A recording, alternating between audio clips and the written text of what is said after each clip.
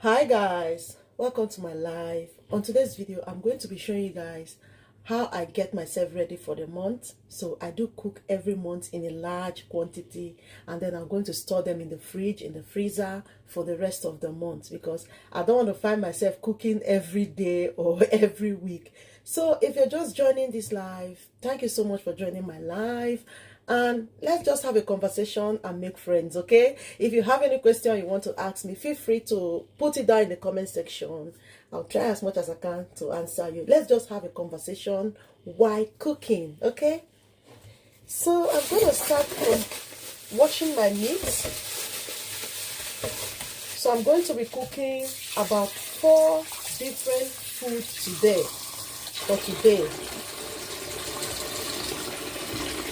Let me keep this camera where you guys can be seeing my face.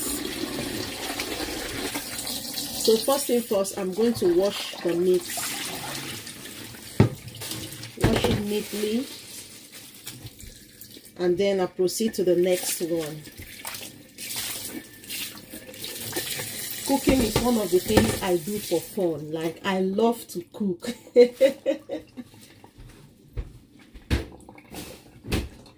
Cooking is one of the things I do for fun. I really enjoy cooking. I love to try new dishes. Whenever I see something new I haven't tried before, guess what? I will just jump into the kitchen and start cooking. Like, when I'm bored, I feel like I want to do something, I love cooking. Like, cooking is one of my most loved habits. I love to eat food prepared by myself than when someone cooks for me. I love to eat food made by myself. So I'm going to be making soup. I'm going to be making stew. I'll cook beans and potato. Have you tried beans and potato before? Oh my goodness. It tastes so amazing. Try it, you will like it. So I'm going to be making beans and potato porridge. And then I'm going to be making water yam porridge, my favorite food. This water yam porridge is a Cross-Iberian food. I was born and brought up in Cross River, so most of their local dishes, I love it so much. One of the local dish I love in Cross River is water yam porridge. I love their salad. I love their salad and water leaf soup. I love their vegetable soup. They call that one, I think, edikaiko. I love it so much. More especially if you prepare it with a lot of beef, kanda, dry fish, roasted fish. I love it. Oh my goodness. Thank you so much for joining this live. Let me know the kind of food you love. Are you the type that love to cook like me, or you love it when they cook and serve you? Which one do you prefer?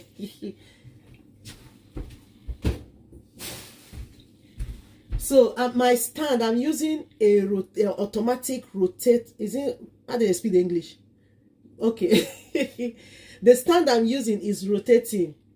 So I'm going to be sharing the link where I bought this stand in the description of this video later. If you want to buy it, like, it's so nice. It makes your job easy. And you can see my kitchen is really small.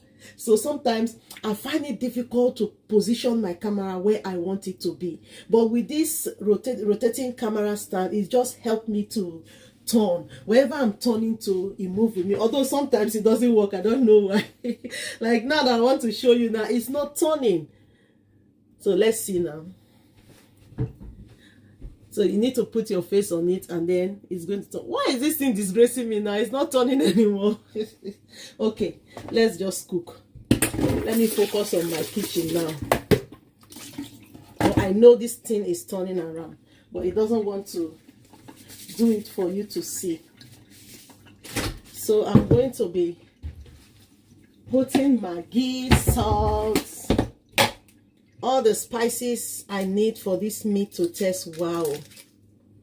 I love it when my meat tastes amazing. Like, if I'm eating your food, I want to get that flavor. That flavor from the meat is very, very important to me.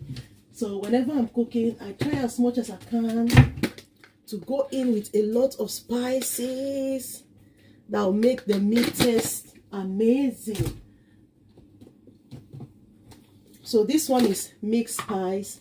This one I just added is curry. You can get it in the shop.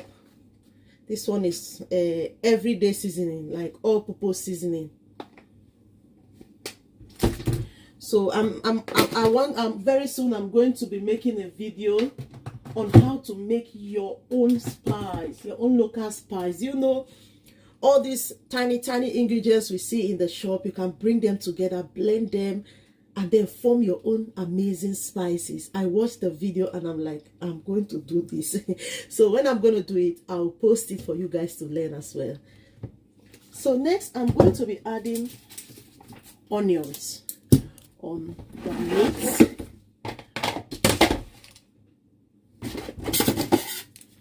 So I'm going to be peeling off the onions.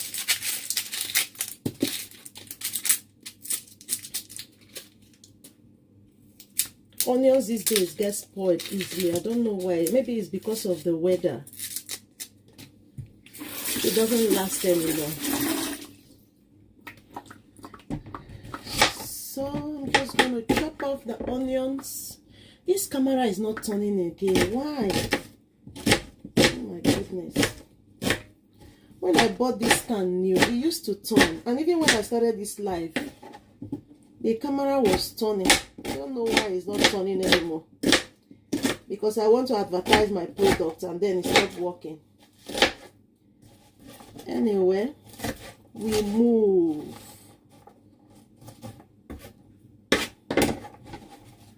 So I'm going to be adding the onions on the pot. And then off you go. Put it in the stove.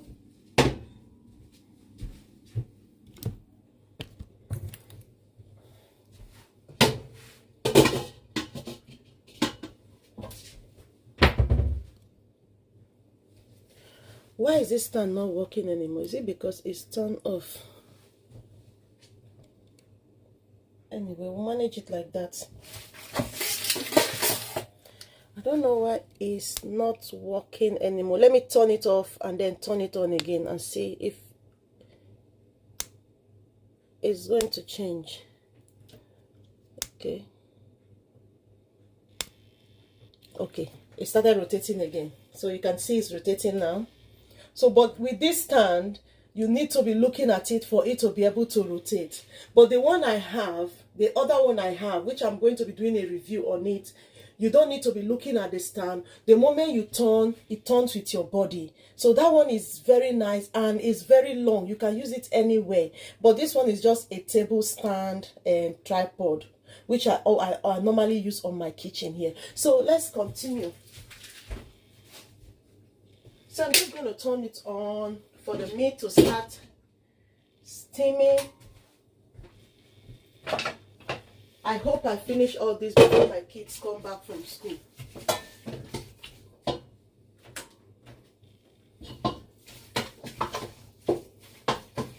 So while I cover this to steam, I'm going to go in to start peeling off my water yam.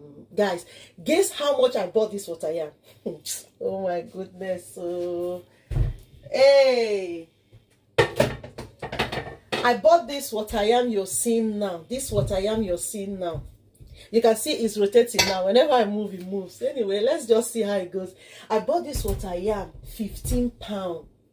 How much in Nigerian money? Hey, God, I beg, oh, we will survive it too. I bought it yesterday, 15 pounds. Like, I said, God, me, I must eat what I love to eat too. But I'm not going to eat my money. I said to myself, I love to eat water yam. I will eat it to my satisfaction. So I'm going to put the water on the pot is what I'm going to use in making the water yam porridge. So I'm going to put it on the stove. So there are two different ways of making this water yam porridge. You can use your vegetable to wrap it. You can Put your ingredients on the pot, like the water. Once it's boiled, you grate your water yam, you start putting it in. So this is the one I want to do, the one that I'm going to wrap with the leaf. Maybe I'll do it some other time because I'm still doing school run. I want to get this done before 3 o'clock. So I'll just go in to start peeling off the water yam. Let me bring the camera close by.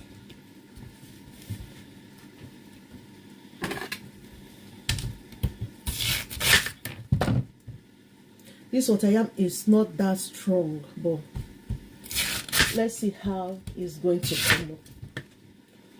So what I'm going to do before I start peeling off this water yam, I've already put my water on the stove for it to boil. So once the water boils, I'm going to start putting my ingredients on it before I put this one. So let's peel it off and grate it.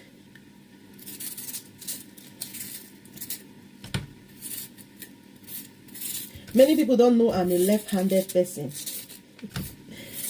Whenever someone sees me doing something with my left hand, they're like, "Are you left-handed?" I said, "What? You've known me for how many years now? You've not seen me using my left hand." I'm left-handed from birth. My father is left-handed. My auntie is left-handed. Like, we have a lot of left-handed people in our family. So when my mom had me, and then she noticed I was using my left hand, she tried to stop me. She's tried to stop me. Back then, I can't even eat with my right hand. I can't do anything with my right hand. My mom tried to stop me. So she, at the process of trying to stop me, I ended up making use of my hand, my two hands. So if I'm doing something like this, maybe I'm cutting something, peeling something, I'll use my left hand to do it. So, but if I'm writing or doing any other thing, I'll be using my right hand. So one day, my husband's brother was asking my husband, "So your wife is left-handed?" And my husband said, "No, she's not." I was like, Jesus Christ, you've known me for the past 7 years now. You don't know I'm left-handed. He said, "I've never seen you use your left-handed." I said, wow. So you're not observing them. And sometimes I can pretend not to use my left hand whenever I see people, because I don't. Let me open the window. Sometimes I pretend not to be using my left hand because whenever I see people, I don't want them to start saying, "Are you left-handed? Are you left-handed?" I will just be conscious of the way I make use of it in public. But sometimes, who cares? I'll just use it and that's it.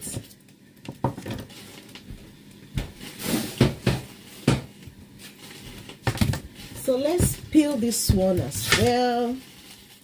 This one alone. When I wanted to buy it, they told me that if I want to buy just this tiny one, they are going to sell it for me very expensive. But if I'm going to buy that one, they are going to reduce the money for me. Things are really expensive in UK, honestly. Even in Nigeria now, I don't even know how they survive that place. Everywhere, all around the world, things are really expensive. Like, it is well, anyway. More especially Naira. Naira has fallen to the point that you can just send £10 to Nigeria and it means a whole lot of money. You see, this stand has started again. Okay, it's still working.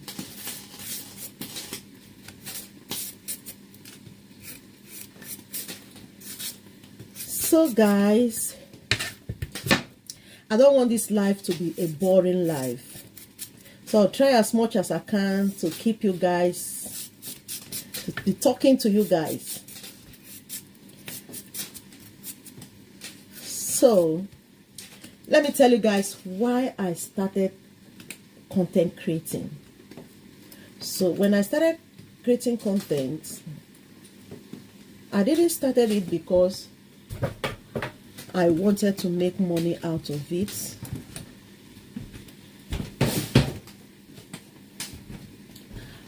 I didn't start creating content because I want to make money out of it. The reason why I started creating content was because when I first came to this country, I was really bored, like with no one to talk to. Every day my husband goes to work. Back then I wasn't working. It was really difficult for me, like, so I'm going to be adding water, a little bit of water on the meat for it to cook very well.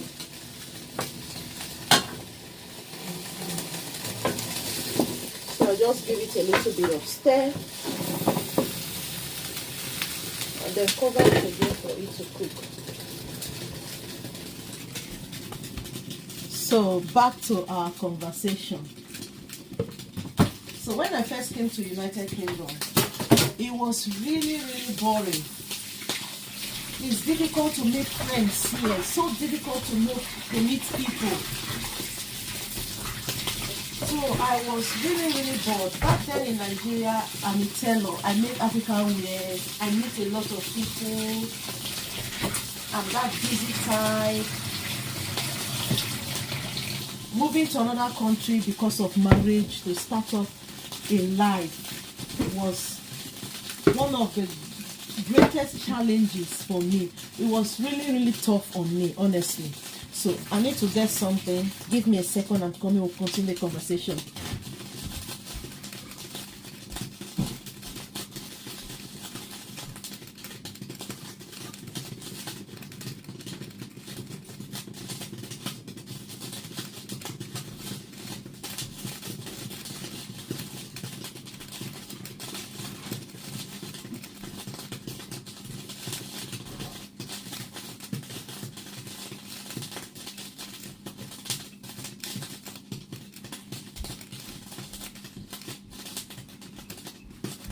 I hope I didn't keep you guys waiting for too long. I went to get something I'm going to use to greater the what I am. So back to our conversation.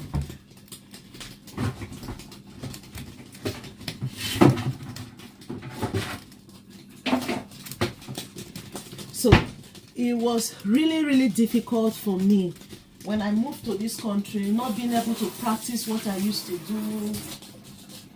Starting all over was one of the toughest things I've ever faced. No one to talk to, no friend. Every day I stay at home. I wasn't working then. And then the little people you manage to know, everyone is busy. Nobody have your time, you know. You just have to figure things out yourself. So I was like telling myself, what should I be doing? Now that I'm not working, what should I be doing? And then before he knows it, I got pregnant for my first baby. I was pregnant for her. And then I started having this mindset of starting a content creating. So if you scroll down my video, the first thing I started doing was creating motivational videos, you know. But that one was a little bit stressful for me because most of the time you need to set for topics. You need to have something to say that's going to keep your viewers watching. It was really tough, but I started doing that, engaging. It now helped me to focus on something, not thinking about people to talk to, people to meet. I started focusing on creating content. And then I said to myself, since I love cooking, why not add cooking on what you're doing? So I started creating cooking videos. I kind of love it. So, and then I post on that on creating motivational video. I shift it to my TikTok. So if you're following me on TikTok, most of my videos are motivational videos, while on my YouTube page here I do cooking. So guys, as you can see, I'm trying to grate out the water yam. Do you know you can blend it? This thing I'm doing, you can use your blender to do it. But I don't like the ones, when I blend it, I don't like it. I don't know why. So I rather use my grater to grate out the water yam. But you can use your blender to blend it if you don't want this stress now. You don't want to go through what I am doing now. You can use your blender to make it snappy for you. So if you're doing this, you be careful, because you might grate out your hand as well, inside or inside. So be careful while doing it.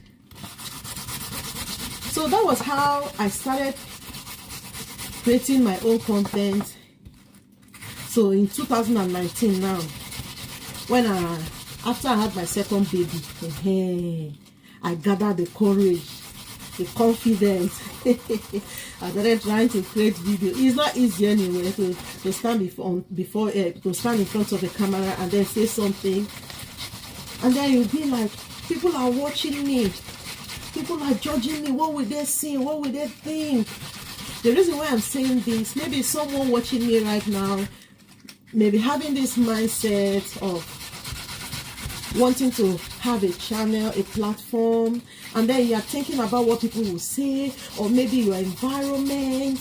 Listen, nobody cares about your environment too. If you're thinking of what people will say, people will always say something. God created this mouth for us to talk, so people will always say something. The thing is, one thing I have learned as a content creator is, don't care about what people say. Do not care about what people are saying. Focus on what you're doing. If you get people that love what you're doing, focus on them.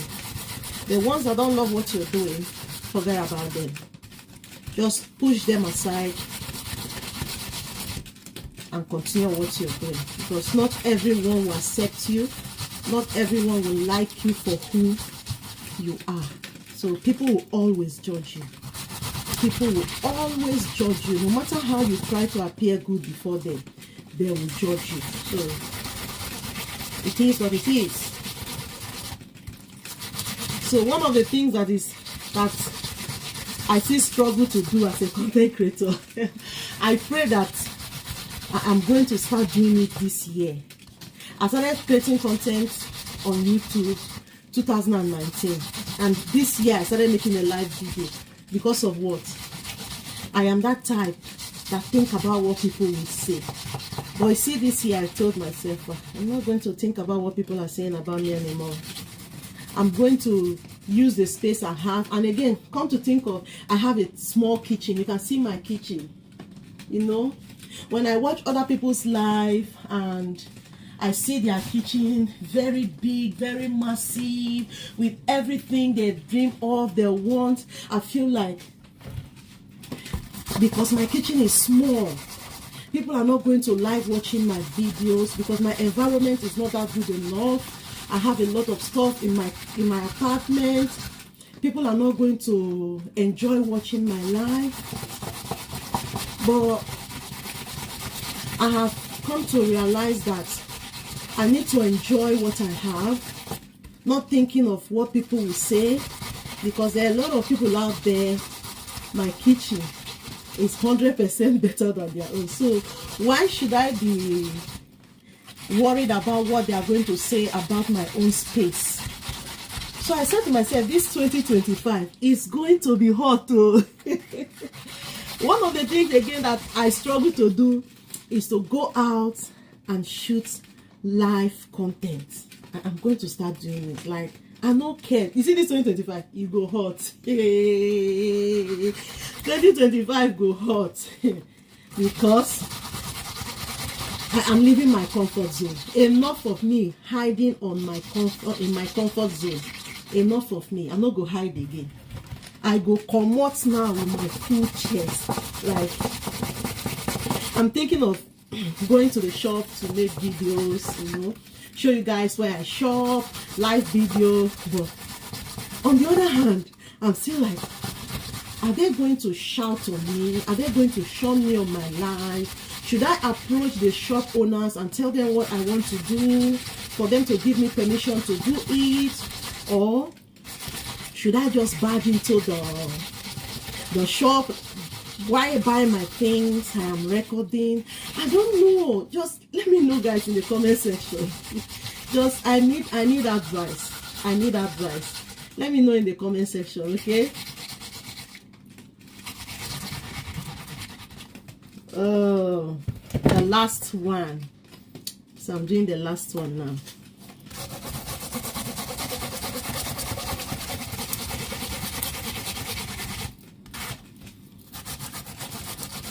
And also, like I said, I love to try new things. Today is really sunny, more than yesterday. The sun is coming to my kitchen. Like I said, I love to try new things. If you have any recipe from any country, not just Nigeria, I love to cross the sea. So I've tried Ghanaian food, and it was so nice, guys. So if you have any recipe, you're not from Nigeria, you're from any African country, even if you are white, I would love to try it. Just tell me the name of the food. I will go and Google it, watch it, and then buy all the ingredients that is needed. When I'm going to make the video, I am going to tag you so that you can see that I have prepared the recipe you suggested for me.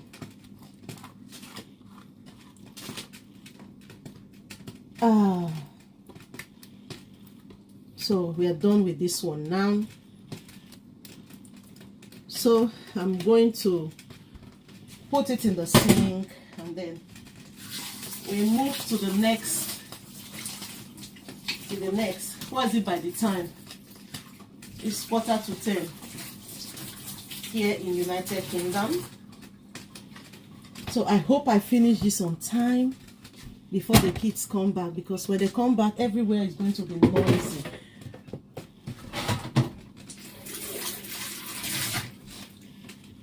So guys, last night I grilled the fish and the chicken I'm going to be using to prepare this water yam porridge, because I don't want to start grilling it now. I have a lot of things to grill with in my air fryer. So although I have this as well. Let me turn this. So I have this pressure pot. This pressure pot can do 12 things. I can also air fry here, but I want to make use of the small one for today.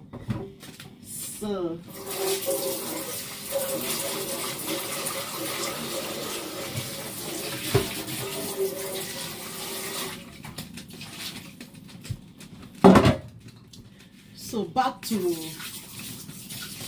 I'm going to check the meat and then remove it and put them in the air fryer for it to dry. So let's check the meats we are cooking.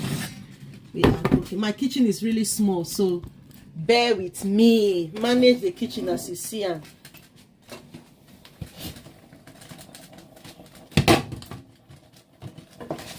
So I'm going to remove the meat and put them in the air fryer. I love to eat dry meat. My dad don't like to eat meat if it's not dry, very dry. So growing up with my parents, I have never eaten meat like this. Even when I go to the restaurant to buy food, I don't even like buying food in restaurant, because I prefer eating food I make myself. I want to see the environment where you made the food, how clean you are, before I can manage to eat your food. But however, if I buy food in restaurant, I don't order for meat. I just say, give me food. If you have fish, I can buy fish. But if you don't have fish, I will not order. I will not take meat, because I will not eat it if it's not dry. I've made my husband as well to start eating dry meat because I'm the one cooking now. Definitely I'm going to dry the meat.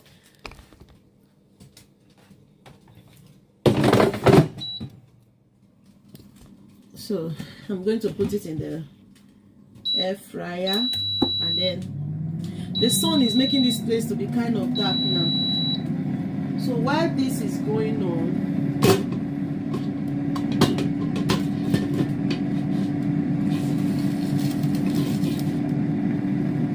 so let me keep this aside.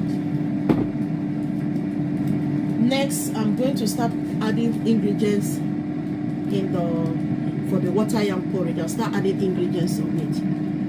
So we need onions. So I'm going to be slicing the onions. This thing is no longer working, huh? It's no longer working, so I'm going to turn it off. This thing wasn't like this. It started rotating again. Okay, so I'm going to peel off the onions.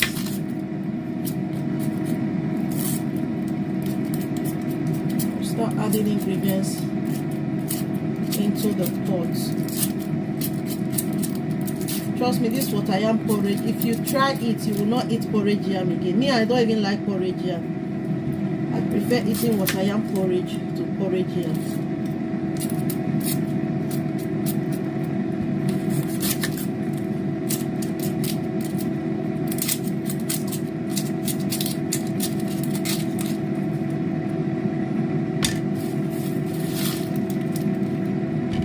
Let me just put this in the bin. Wash the onions.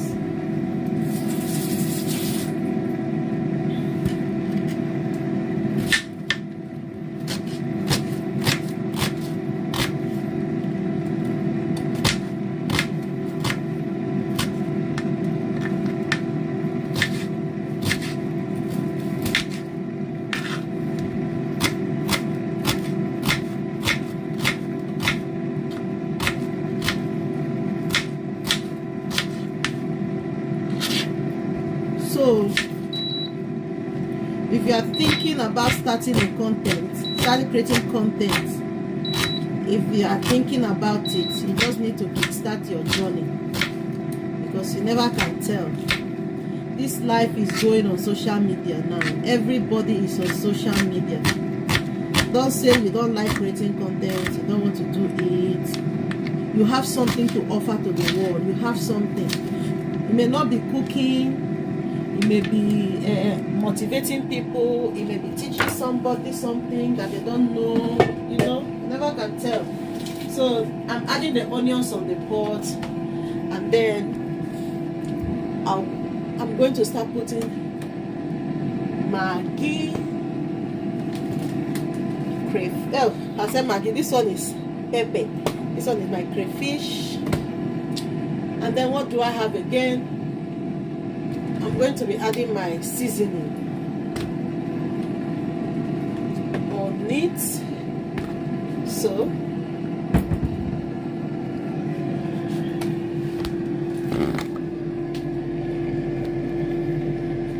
this place is dark, isn't it?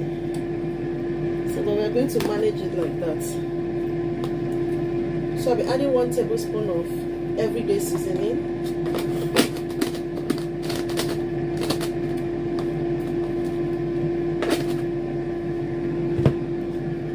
And then I'm going to be adding curry, 1 tablespoon.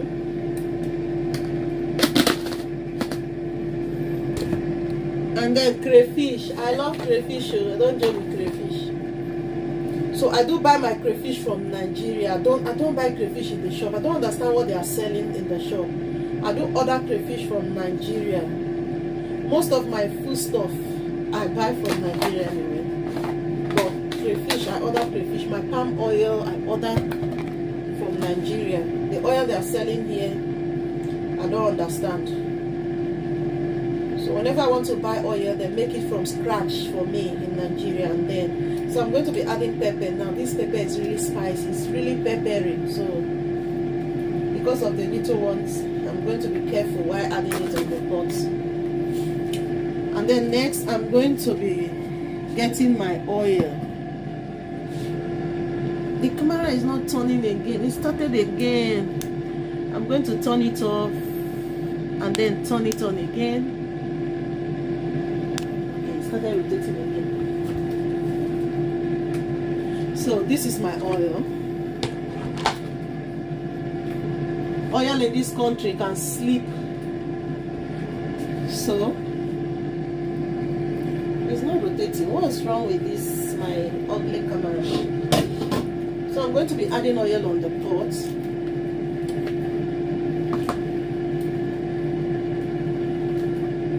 I think this quantity is enough. Let me just add little. When it comes to measuring oil, I don't even know how to do it. Sometimes I find out that I've added a lot of oil on the pot. So I'm managing the oil until the one I ordered comes from Nigeria. So the next thing I'm going to be adding is Maggi. I'm forgetting Maggi. So I'm going to be adding Maggi on the pot.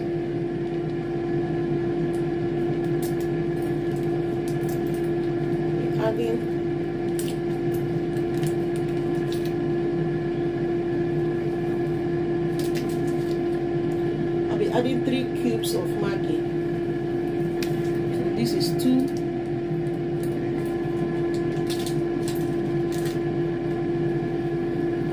And then 1.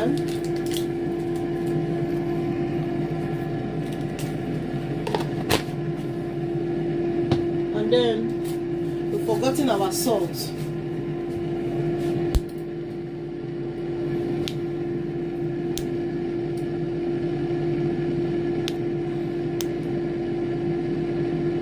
I can't wait for my stand to come. So I added salt on the pot. And then cover it now to boil. So while I allow it to boil, I'm going to start packing up I'm going to start cutting up the vegetables. So because my kitchen is really small, I always like to put my things intact to avoid me looking for space. So we are going to move into the vegetables. But first of all, I'm going to slice these vegetables, wash them, because I bought like 3. So whenever I buy vegetables like this, I wash them, put them in the food storage bag, and then I'm going to store it in the freezer. Because sometimes you go to the market to get vegetable and then you won't see any. So whenever I go to the market and I found vegetable, I'll just buy and store in the freezer.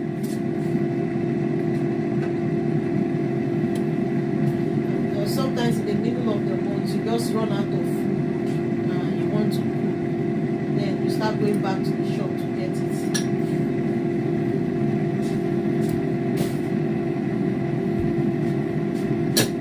Tidy up my sink because I'm going to be making use of the sink now.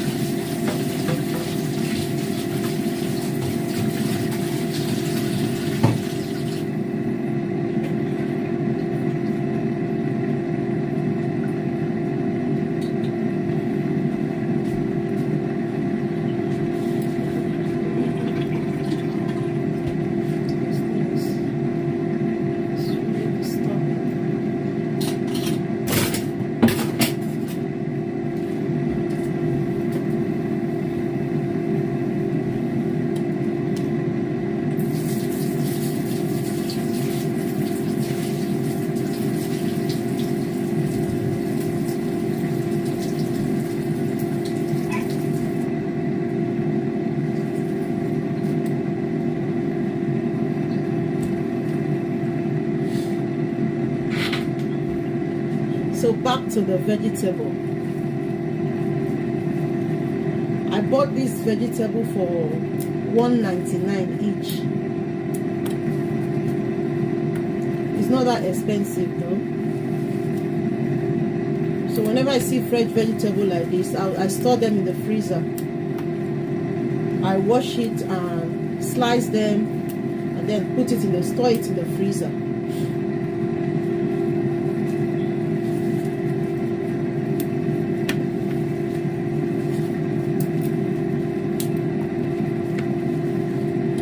So you can as well, if you want to use it, maybe you bought a vegetable and then you want to use it in the next 5 days. You don't want to put it in the freezer. You want it still fresh like this. So you make sure there's no water on the leaf. Then you can use your kitchen tissue like this. Wrap it very well. Make sure there's no water on the leaf. And then put it in a plastic bag and leave it in the fridge. It can stay like this for the next 7 days without it getting rotten. It can remain like that for the next 7 days, and it will still be okay.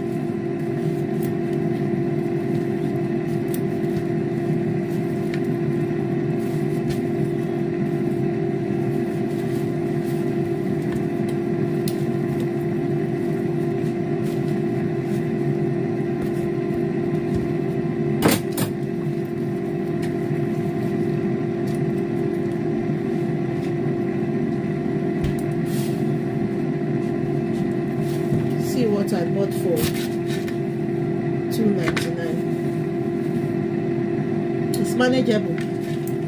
Even in Nigeria now, vegetable is very expensive. So then imagine shipping it to the United Kingdom for us to still enjoy African food.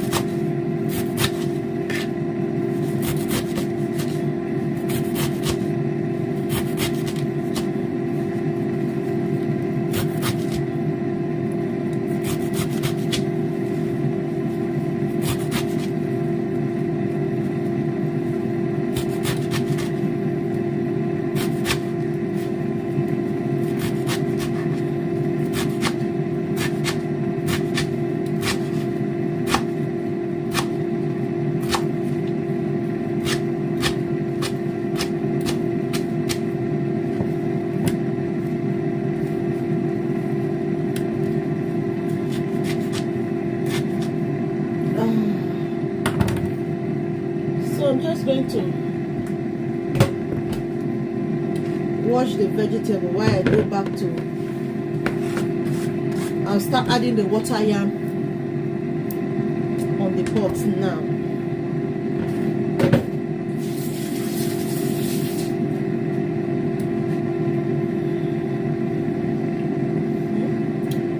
Put this here.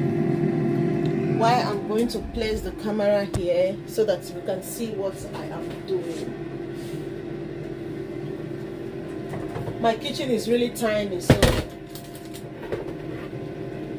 this is one of the things I don't like about this country, the way they build their house. If in America now, you see a massive kitchen. So guys, I'm going to be adding the water yam on the pot. Just like this until I'm done.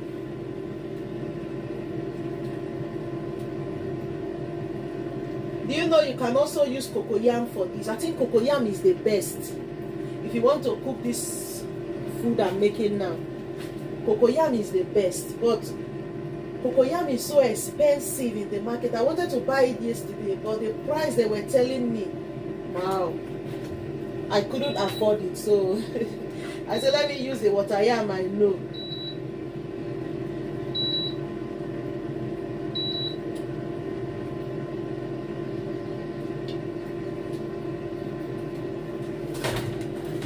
Let me turn the, oops.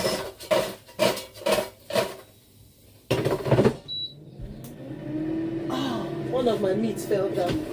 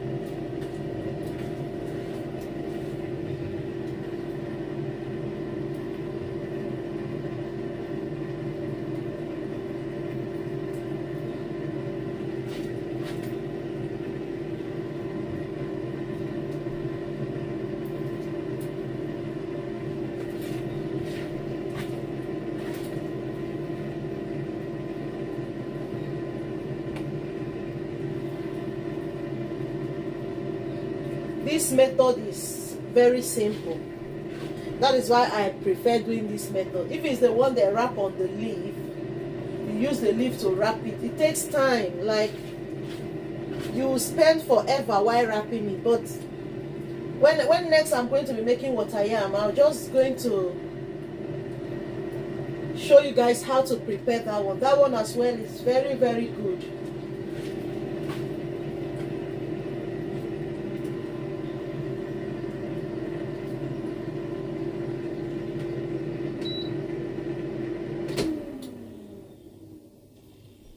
I don't want the meat to be too dry. So once I'm done with this, I'll go into making my egusi soup.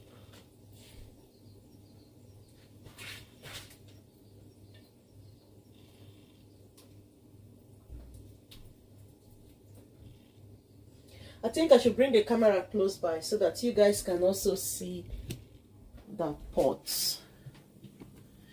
Let me just raise it up a little bit. I don't know if you can see inside of the pot.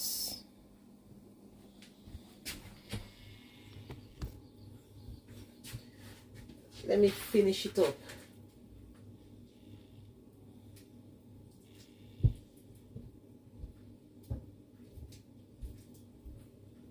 This year I said I'm going to start doing those things that are challenging to me. Those things, whenever I think of doing them, I start thinking about what people will say about it. I said to myself, this year, 2025, I'm going to start doing it. I said to myself this year, I'm not going to be thinking anymore about what people say about me. I'm just going to focus on myself, focus on my own growth, focus on the things I like, and if you don't like it, well, it's up to you. I said to myself, this year I'm going to be me. I'm going to try be me, enjoy what I have, not looking at other people's own, just me this year, just focusing on myself, focusing on my growth, enjoy the little things I have, without thinking about what others have. So get ready for me, because I'm going to be doing a lot of crazy videos. I'm going to come out from my shell, go out there and vlog. So guys, next I'm going to be, I don't know if the camera is catching me, for the fish. I'm going to start adding them in the pots now.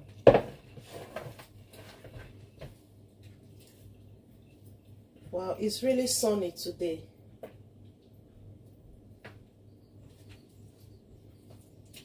So I'm just going to pieces the fish and then add them on the pot while I allow it to boil.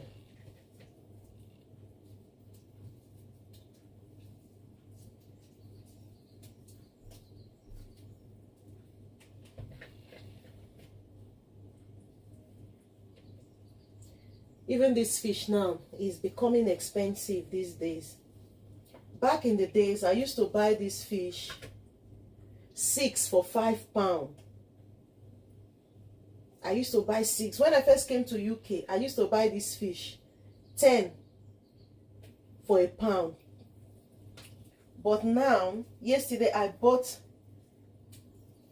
I used to buy 10 for £5 when I came to United Kingdom. I used to buy 10 of these mackerel fish for £5. But yesterday I bought 4 for £6. The guy said everything is now expensive. So for the chicken, I think I'm going to be using knife, or I'll just remove the chicken from the bones. I love to eat this food. I don't like eating bones on it. So I'm going to take off the chicken from the bone. Or, I don't know. I don't even understand what I'm saying anymore. But, so I'll pieces it as the same way I did the fish as well.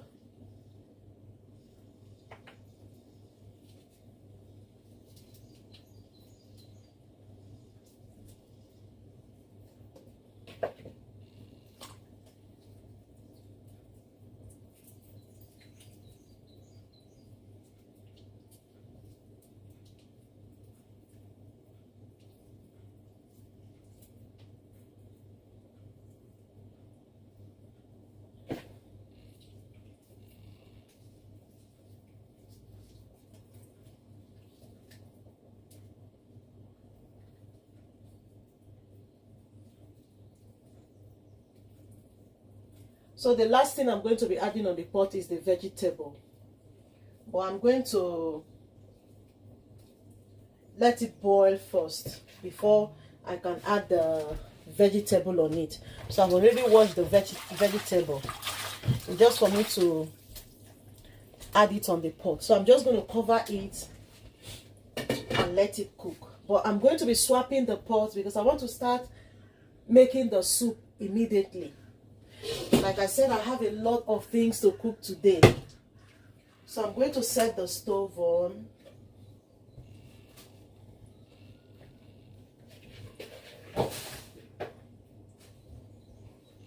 And then I'm going to transfer this there while I bring this one here. Let's get cooking. Oh my goodness. So what I'm going to do, I'm just going to squeeze the vegetable out of the water so I can have space to do something else.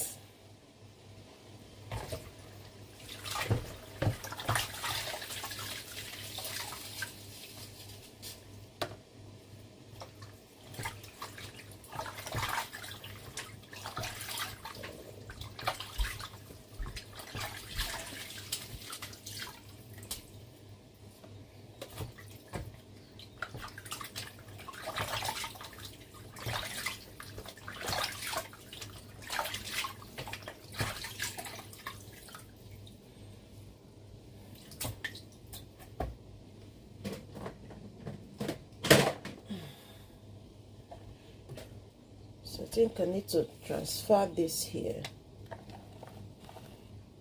so that I can be able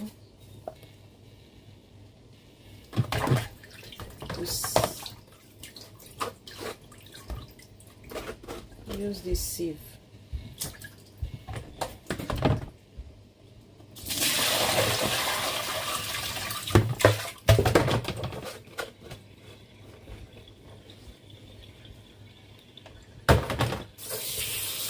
So I'm just going to quickly tidy up this place so that I can start making the soup. No time to waste. I still got vegetable stew to do as well.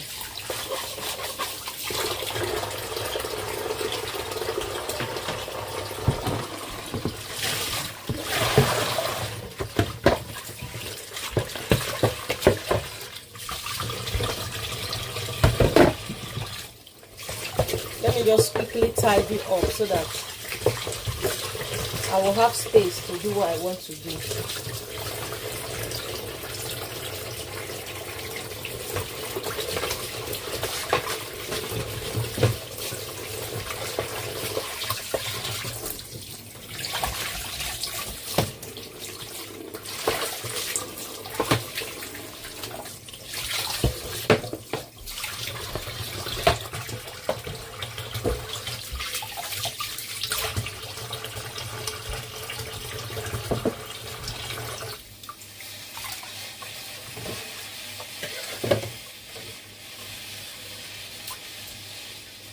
So we are going to start. I'm going to start making the soup. First of all, I need to add the quantity of water I want to use in making this soup into the pot. I mean, in the pot. I don't even understand the English what this is said. So, but you understand what I mean anyway. So I'm going to be adding the quantity of water I'll be using to make this food on the pot. You see, this camera stand is really good. Like, it's a lifesaver.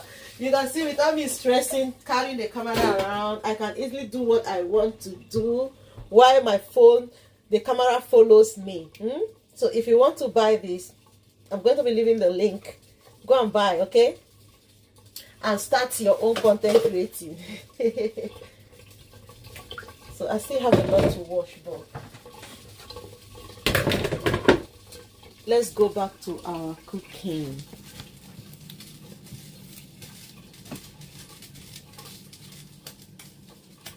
So I'm going to be adding my Maggi, pepper, all the gbogbo I need. All the things I need to make this food. I'm going to bring them all again and then start adding them in the pot, on the pot. Anyhow, speak the English anyway. So guys, now I'm going to start adding my ingredients into the pot while I allow the water to boil before I'll go in with my melon. So I'm adding crayfish. I like to eat crayfish. I used to buy, I and my friend, we used to buy one bag of crayfish and then we share it together. The last bag of crayfish we bought, I think we bought it for about is it 60,000 naira. We bought in Calabar.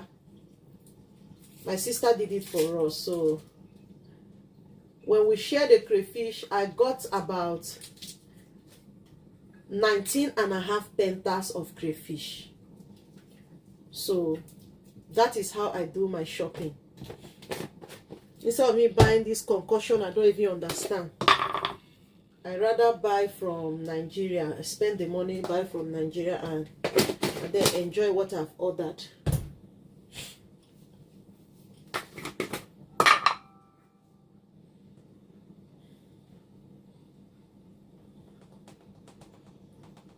So when it comes to this pepper, I'm really mindful because my kids don't love spicy food. So I don't want a situation where they'll be telling me it's too spicy, it's too spicy. I don't want it. I'm just being careful when it comes to adding hot pepper in my food. So next I'm going to be adding this seasoning. What's the name of this seasoning again?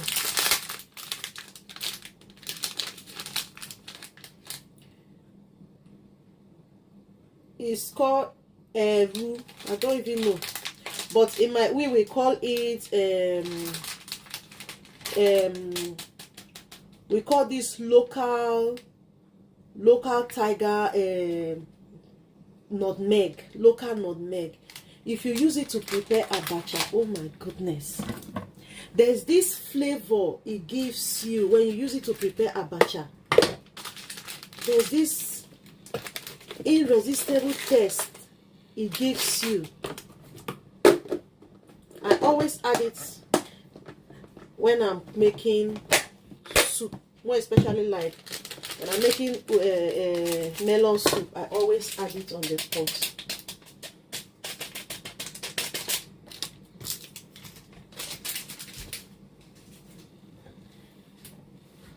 So next I'm going to cover it now, allow it to steam, and then I'm going to be bringing my dry fish.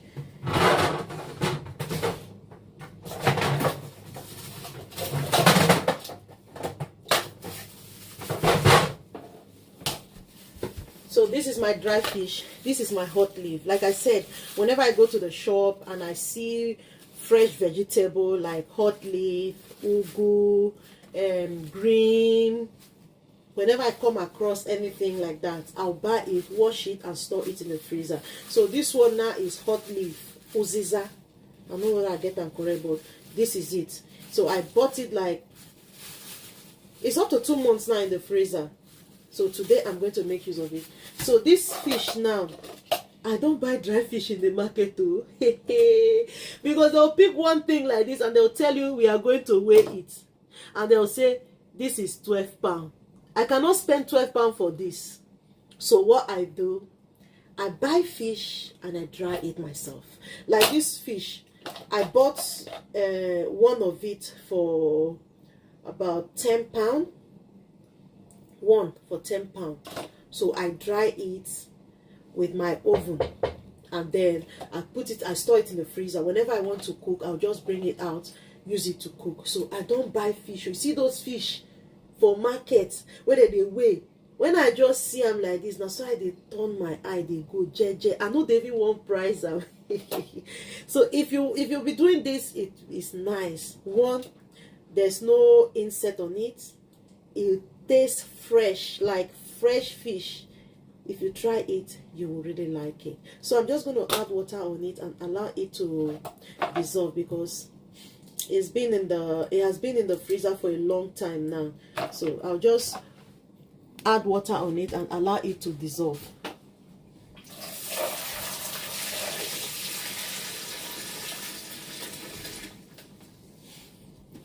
I'll just keep it aside.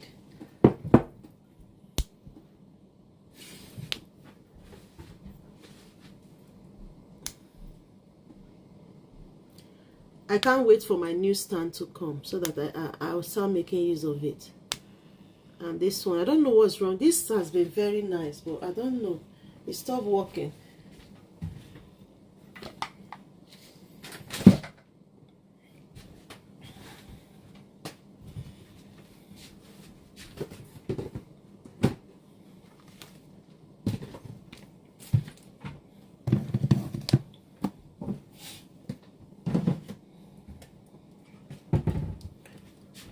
So next, I'll bring my melon out from the fridge.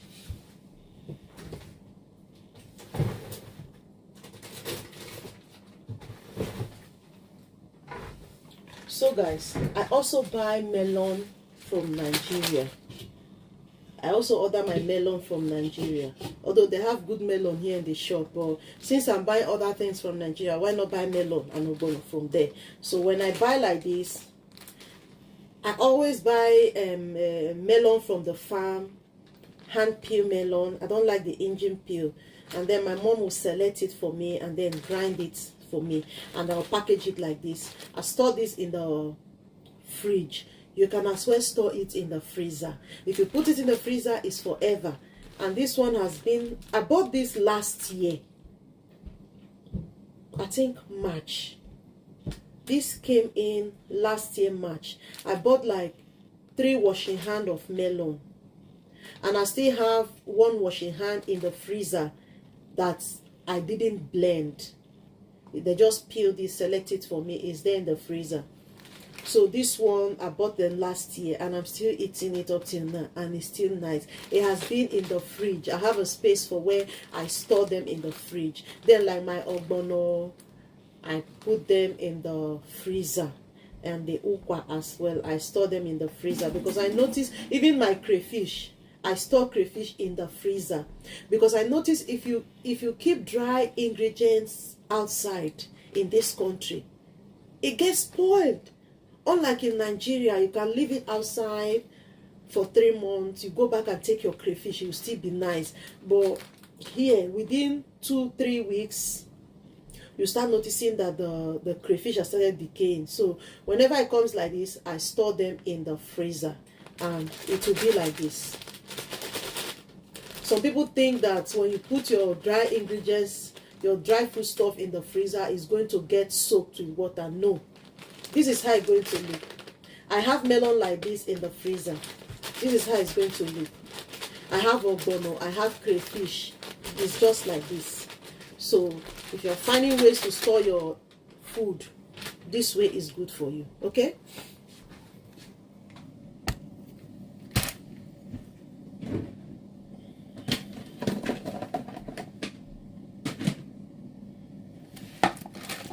so I'm going to be, let me turn off this thing again and turn it on.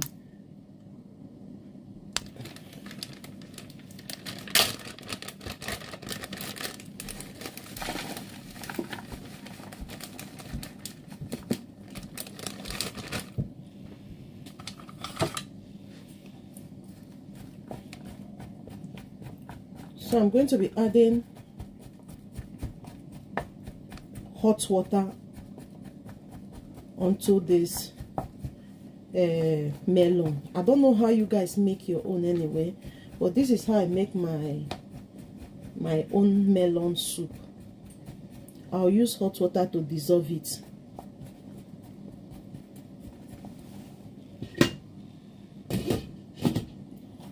So while I wait for it, I can even boil water here and use. It's still going to be nice.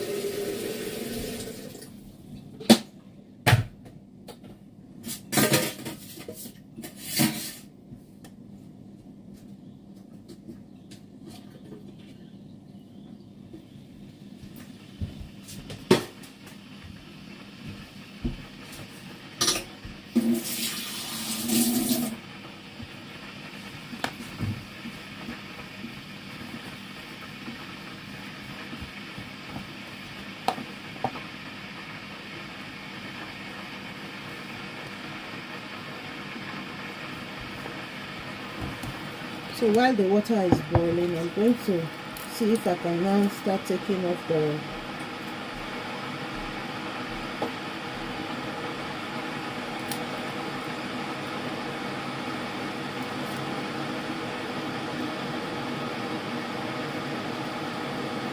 I'm just going to take off the bones.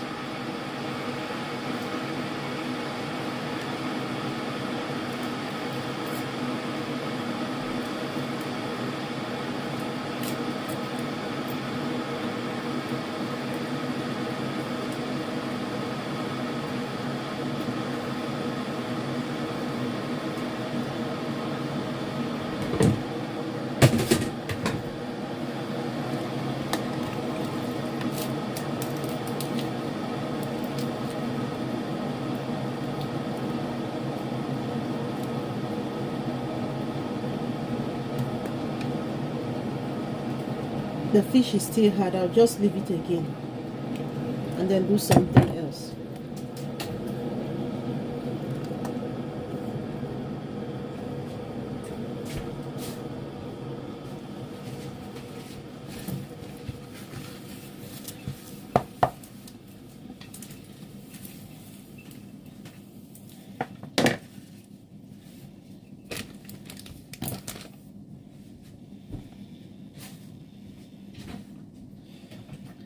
So next I'm going to be adding water on the egusi, hot water.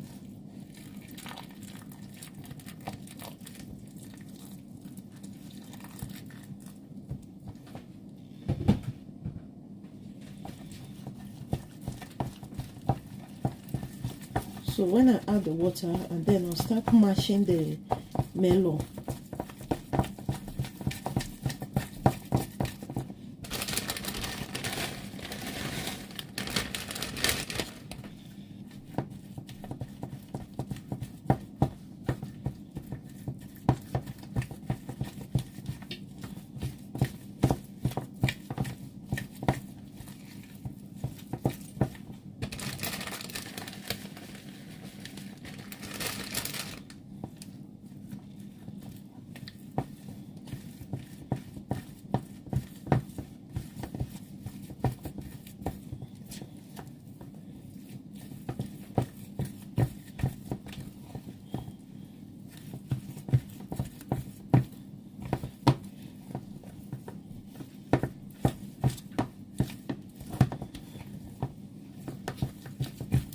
So you want to mix it up. If it's in Nigeria, we use mortar to do this thing I'm doing now. You do it until you start seeing oil coming out from the melon. But this our generation, nobody cares for that anymore. So I'll just mix it nicely. So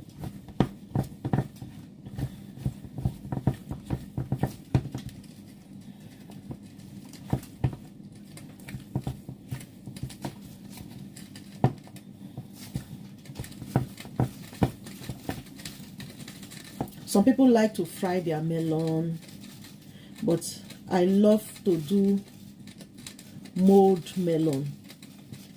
That's my favorite melon soup. So let me just wash my hands.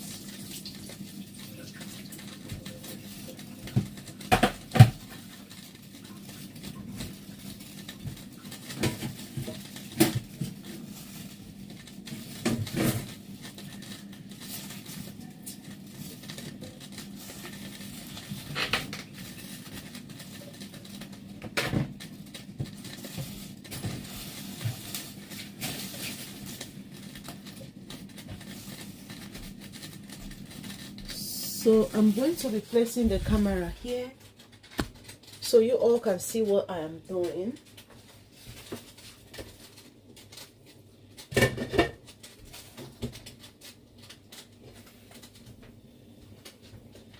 So once my pot is boiling now, next I'm going to start adding this thing. So I'll use my hand to do it. My hand is neatly washed already. So you just be putting it like mold into the pot. Some people like to mold it, but me, I don't. I just cut it like that and be adding it in the pot.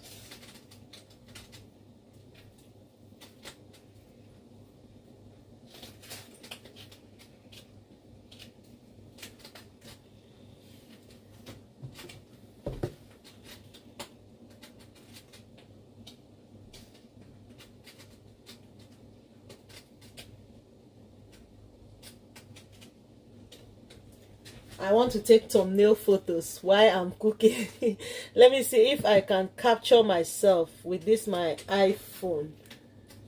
Let's set the timing and see if I'm going to get a good and clean video, a photo to use for thumbnail.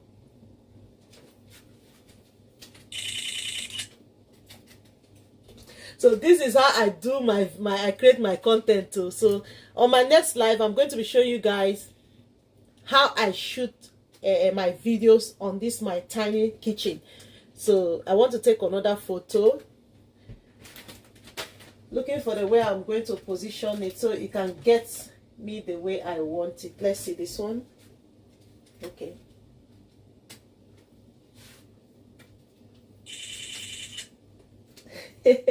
So let's look at the photos I've taken first. Let me see if it's nice. So guys, this is the first one I took, and this is the second one. I'm going to be using them for thumbnail.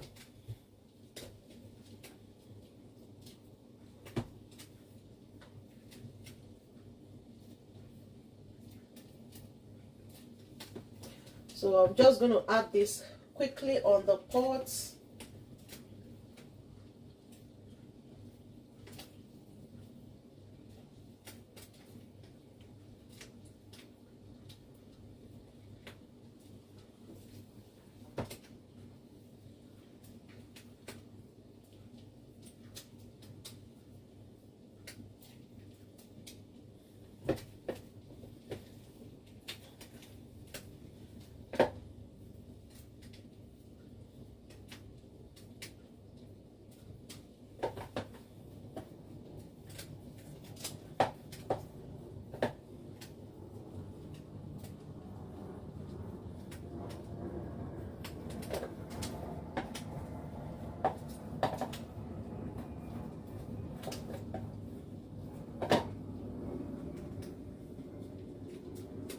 So once I'm done, I'm just going to cover it, allow it to cook. Then I'm going to wash my hands and then add oil on the pot thing. Oh my goodness. But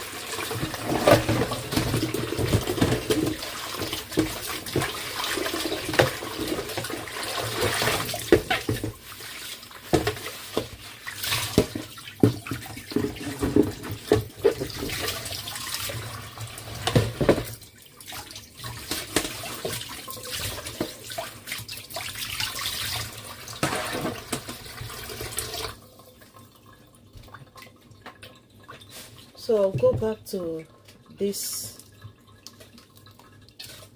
trying to take off the bones and all that.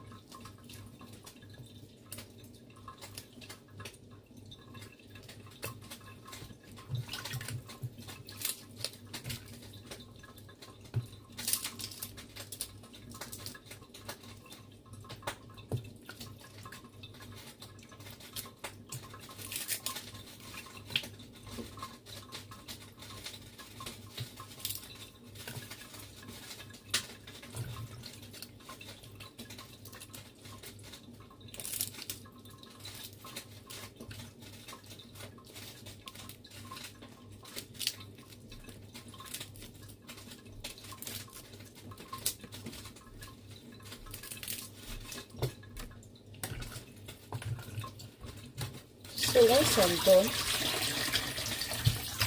I'm going to be putting it on the pot anyway.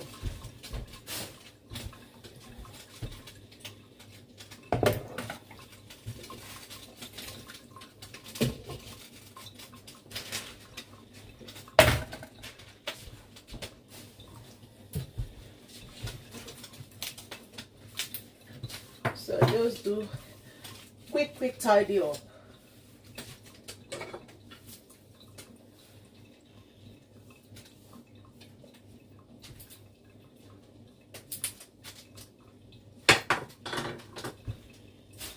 So at this point, I'm going to be checking up on this.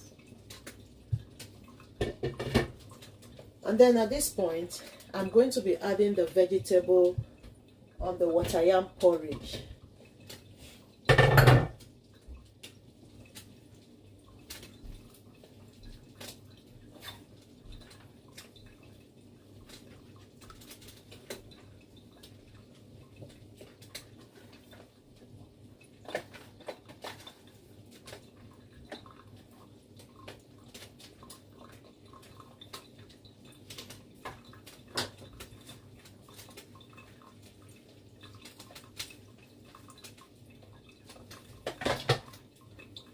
I'll just cover the pot, allow it to steam for maybe 3 minutes before I mix it up nicely. My food is coming. So, guys, this year you guys are going to see enough of me. Enough of me. Get ready.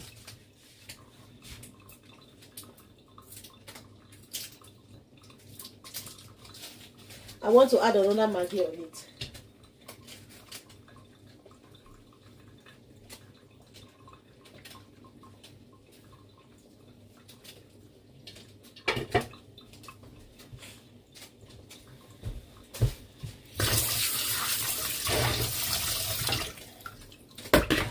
So while I'm waiting for it to boil, I'll just try to tidy up this sink. Or I'm going to be adding oil in my soup.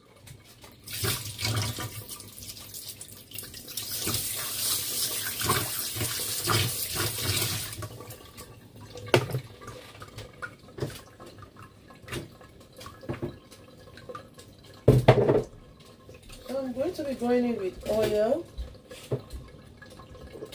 I'm managing this oil.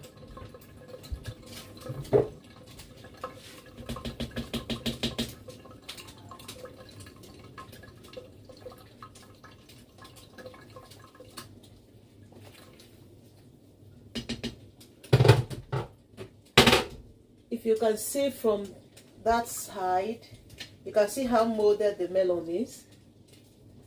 Let me bring the camera close by because I want you guys to see everything I'm doing today.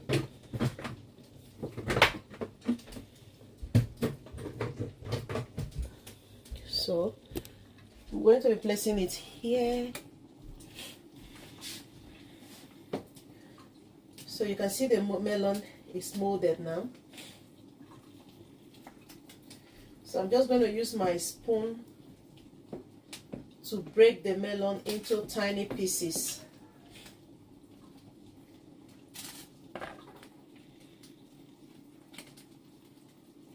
So just mash it into tiny pieces.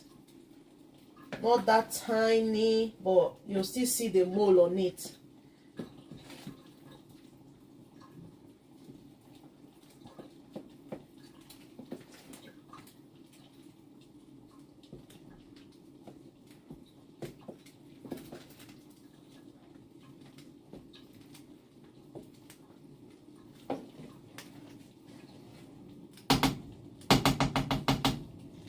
So I'll still cover it and allow it to cook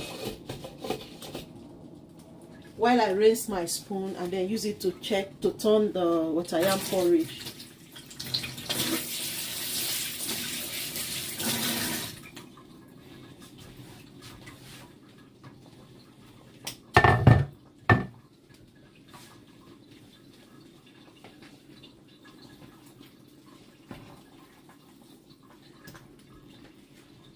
I don't know if you guys are seeing me.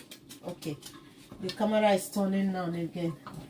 So I'm just going to turn there's something I'm looking for.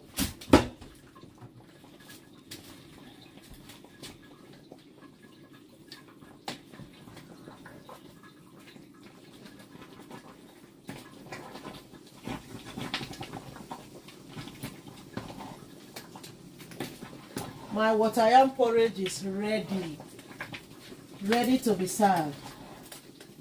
So 1 down, 2 to go.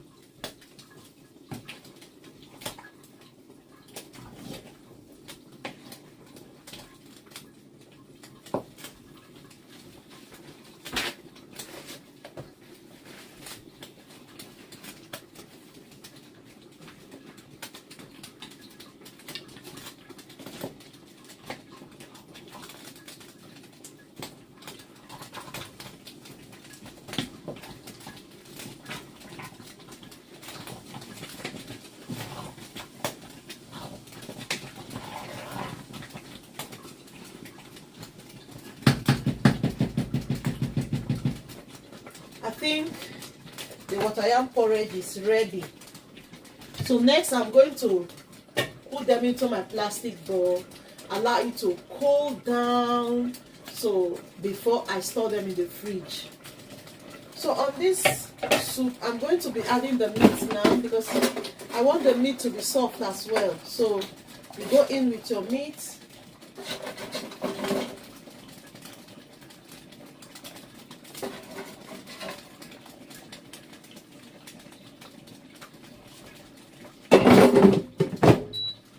And then I'm going to cover it, allow it to cook. So while I'm doing that, I'll go back to the sink, to my sink, and tidy up my mess.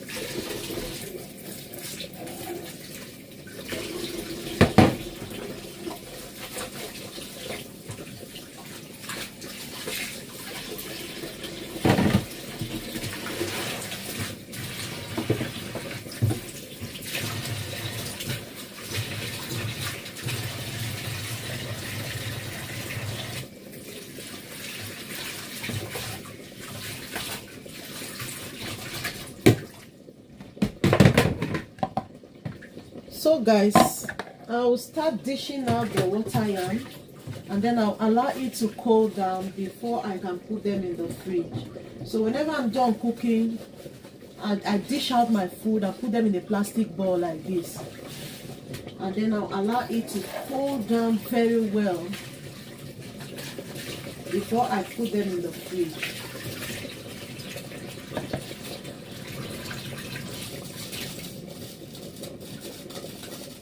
So these are the bowl I'm going to be using to dish out the food, and then I'll keep it aside, let it cool down. So while I'm cooking this,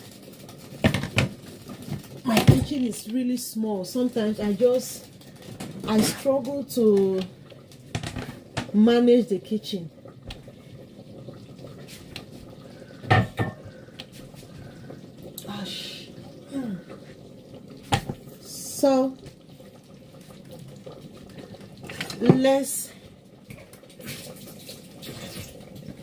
So I'm going to start dishing out the food now.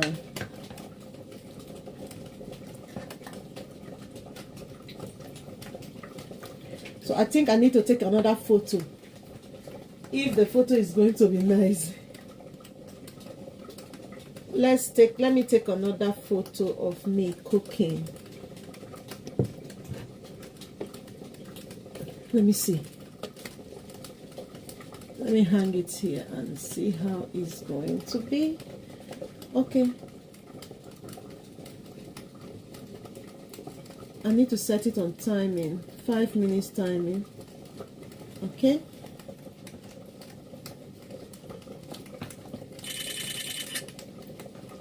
Let me take another one.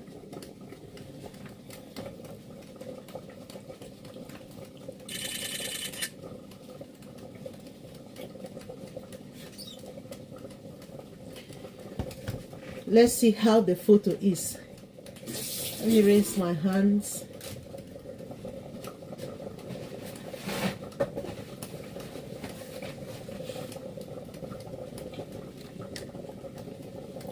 Let me look at the photo. I think this one is nice for thumbnail.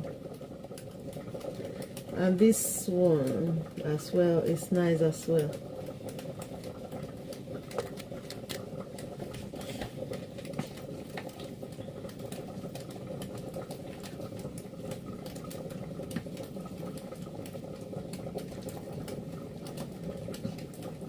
Because I go to work, I don't like when I'm at work thinking to come back home to come and rest, then I'll be thinking to come and cook. So like things like water yam porridge or yam porridge or boiling of white rice or cooking jollof rice, this will last 7 days in the fridge. So I can always make it if I want to. But things like my beans, my soup, my stew, I cook them in a large quantity. I store them in the freezer. So whenever I want to eat white rice, I know I already have stew. And I also have stew sauce I use for my jollof rice. So I don't start cooking from scratch at all. So if I just want to cook my jollof rice, I already have the sauce I made for it already. I will just put it on the, wash the rice and turn the stew into the pot, and then that is it. I start cooking.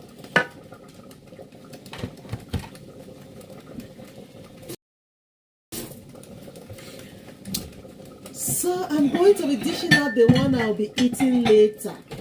This is my favorite meal. I love it so much. I think I need to take another photo. I feel like the one I'm already taking is not good enough for me. I love to have enough of photos, then I will pick from the one I want. Let me see if we can get another shot from here.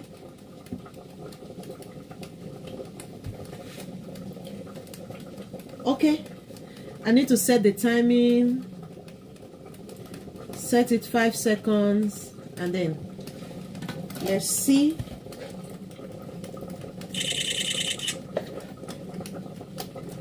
Let me take another one before I show it to you guys.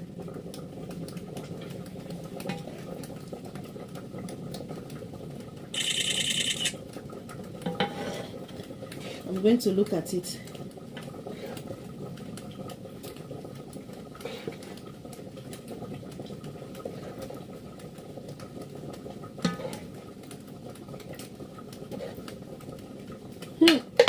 All these things in my tummy.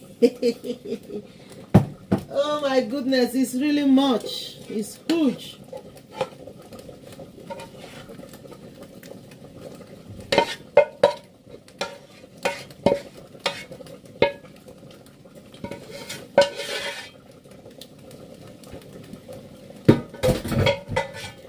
So guys, I'm going to be adding this on the soup.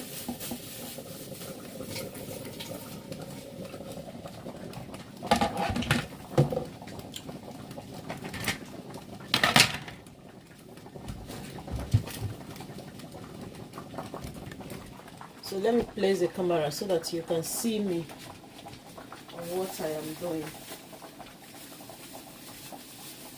So this is hot leaf I'm adding on the pot, hot leaf.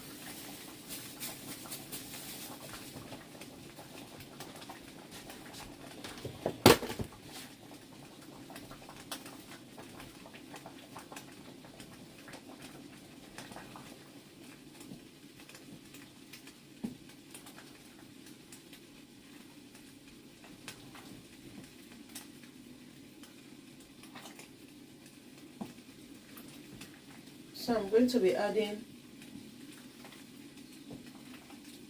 a little bit of salt and Maggi on it because I feel like it's not that tasty enough.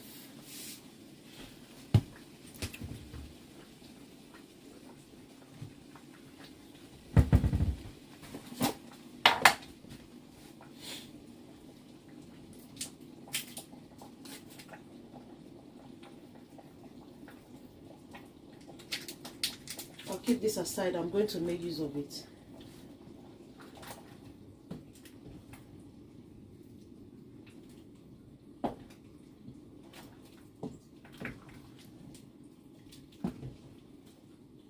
My soup is gradually coming together.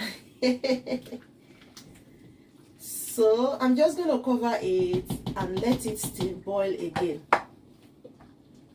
I feel like adding crayfish on it. I love eating crayfish. But I'm not going to add anyway. I'll just leave it to cook.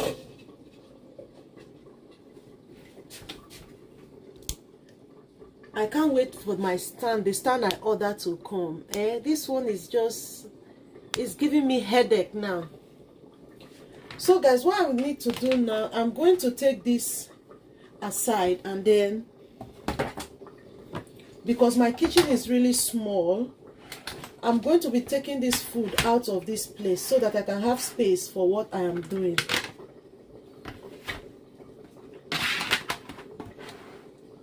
Because of Jesus. So I'll take this out. So this one is done now. I'll take it out from the kitchen, keep it aside and allow it to cool down before I put them in the fridge. I'm coming. Give me 2 seconds.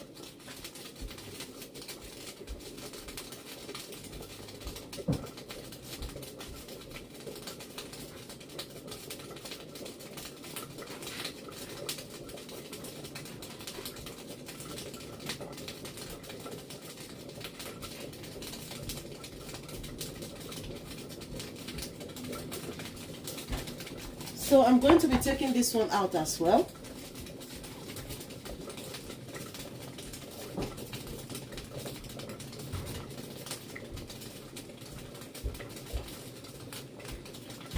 So next, I'm going to be washing all the pots so I can start cooking my beans. So I'm going into cooking beans. This is almost 11 o'clock here in the UK. So I started cooking by 9 o'clock. I've been standing for about 2 hours now.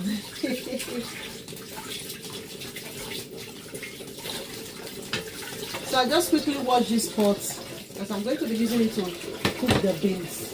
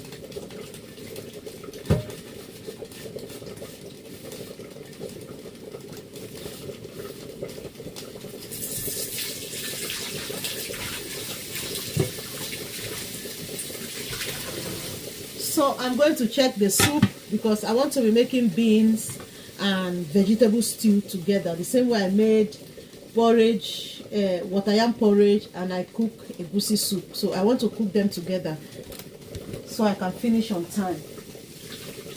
So I'm just going to dish out the soup, keep it aside, and proceed to the next one.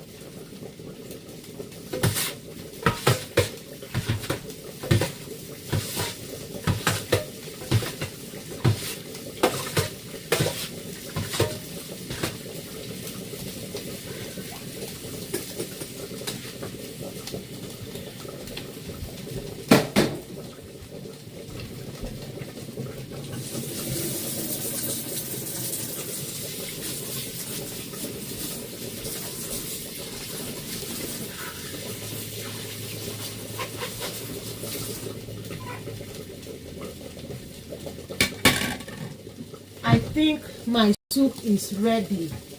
I'm going to dish it out for it to get cold. I'll store them in the freezer. I don't leave my soup in the fridge. I leave them in the freezer so you can stay as long as you want it. Once you have steady power supply, you are good to go.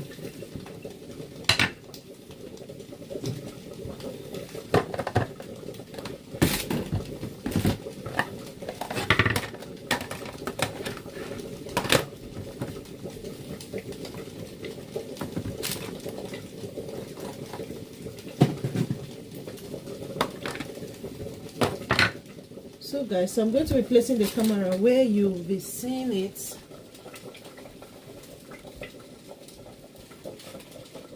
So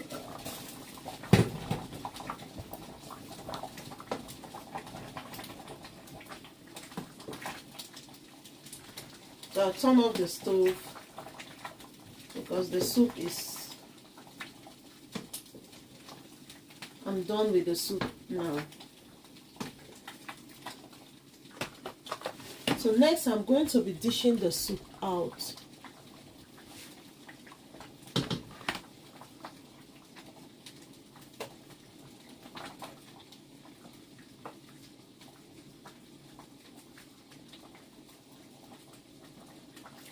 So the reason why I love to dish my soup out like this, if I'm not around, you can serve yourself food without waiting for me. So if I have soup like this at home, you can just bring one plate out and then you make your gari or pounded yam, whichever one you want to use. I have it, and you can just eat your food and that's it. But if I don't dish it out like this, coming back from work really tired, you start looking for a way to defrost your soup. Sometimes you forget to remove it outside, allow it to defrost before you come back from work. It's really tiring, so I just prefer to dish out my soup like this, and then I'll store them in the freezer. So whenever I want to eat, I'll just bring out one plate, keep it outside for it to defrost. But if I forget to bring it out, I can just easily defrost it using microwave.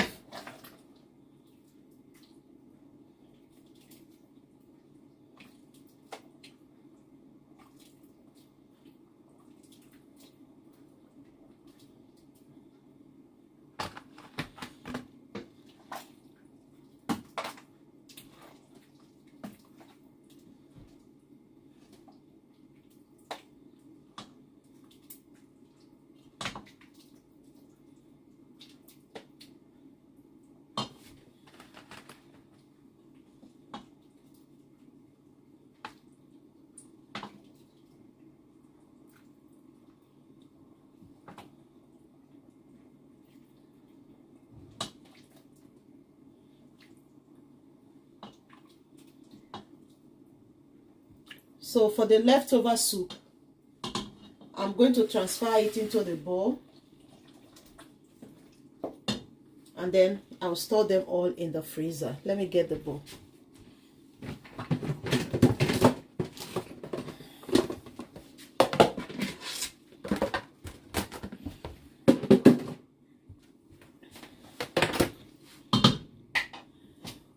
So this is where the soup goes.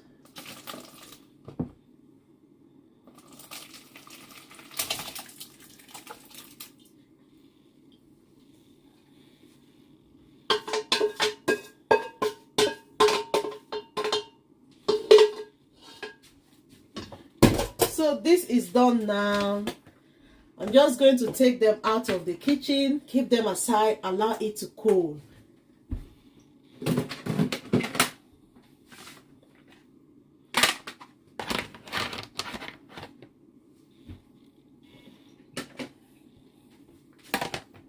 So guys, give me a second. Let me take this out of the kitchen, okay?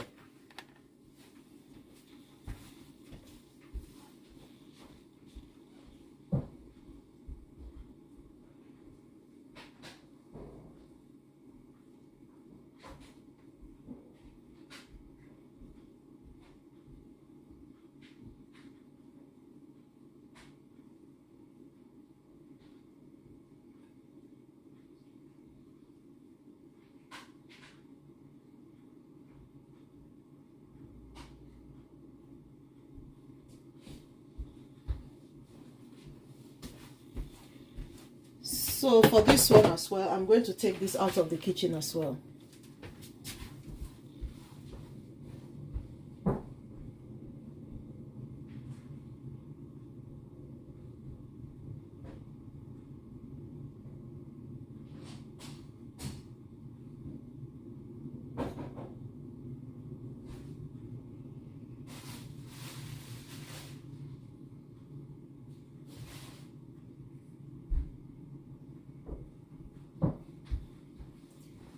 So I'm starting all over again.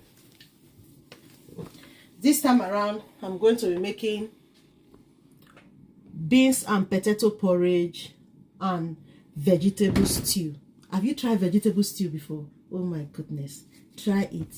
You will really like it. So I'm going to be making vegetable stew and cooking porridge beans with potato. So I'm just going to quickly wash the pots that I'm going to be using.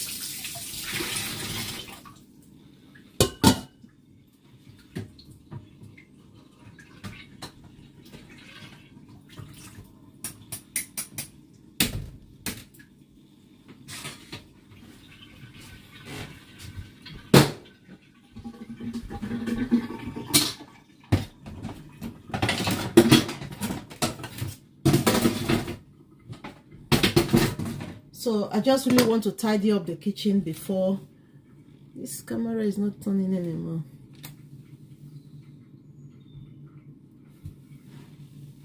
Oh, thank you so much for watching.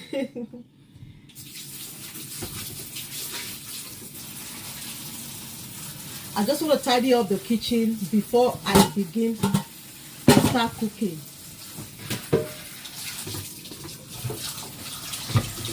This camera is not turning anymore. Let it just stay that way. Let me tidy up anyway.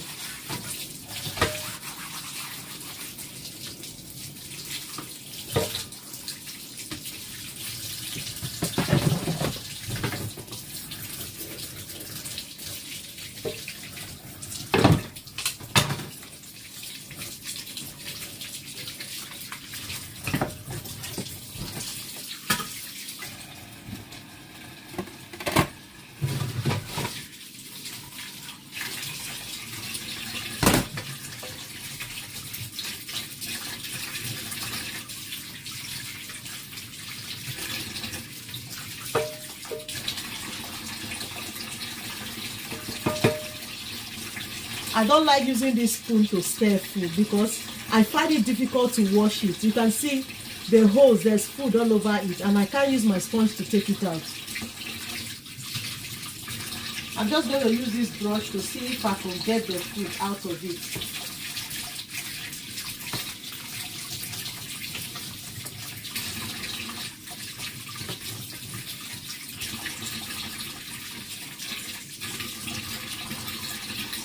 I think it's okay now.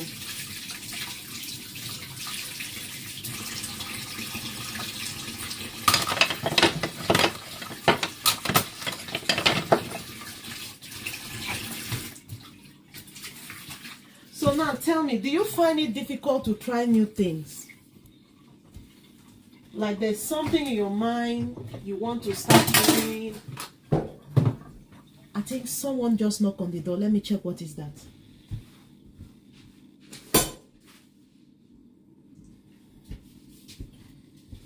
Okay. I just got a letter. I'll just keep them aside and continue with my cooking. So back to what I was saying. I'm saying, do you find it difficult to try something new? Like you have something in your mind that you want to do, but you don't know how to start it. Or maybe you still like thinking about what people will say. What are they going to say? Are they going to judge me? You're not the only one, no. I am that type that when I set my eyes on something, I go for it. But however, sometimes I tend to think about what people will say about it. How are they going to think of me? It happens to me a lot. But I am that type that if I want to achieve something, I go for it. Like if my mind is fully made up, like, oh my God, you telling me I cannot do it, you are just a kind of motivating me to prove you wrong. But however, sometimes, like for example, starting up live video on my platform is something I struggled for years. I started creating videos 2019. Coming live on YouTube has been a challenge for me. Although I've tried coming live on my TikTok, TikTok is quite easy because you see people will join your live conversation, you know, before you know it, you're done. But here on TikTok, maybe you invite someone and then you can do live with them. But I just find it so difficult. I'm like, what will they say? My kitchen is small. My kitchen is not big. Well, I'm in the UK. Not everyone have big kitchen. Okay, so I said myself this year, those things I don't know how to do, those things I'm scared of doing, those things that I worried about inside of me, I see myself doing it, but put it into action, it's just a problem. I said myself, this 2015, it go hot though, because I'm going to be doing all those things I find difficult. Those things that seem so challenging for me, those things I worry about what they will say, I say this year I go to do them. Like, I don't care. If you don't like it, I don't know you. Okay? So enjoy my life, please, guys. I don't want this life to be boring. That is why I keep talking. Since there's no one at home anyway. If the children are home now, they will be crying. I won't be able to do this life. So I love to do my cooking life when they are not at home. So we are going to move into cooking beans. And first of all, I'm going to parboil my meat for the stew. So I'm going to start washing the meat that I'm going to be using to make the stew.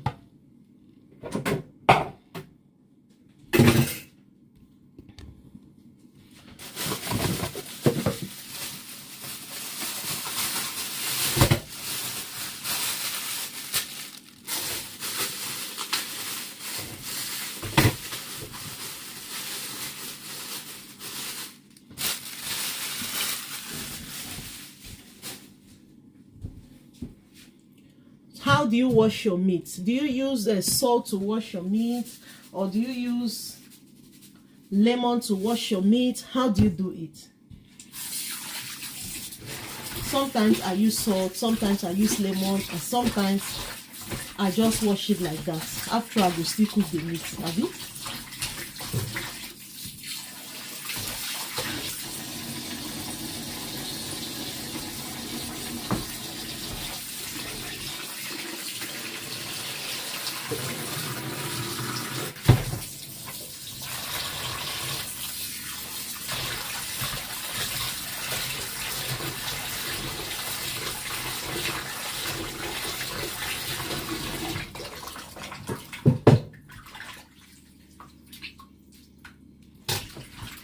So just quickly wash the meat.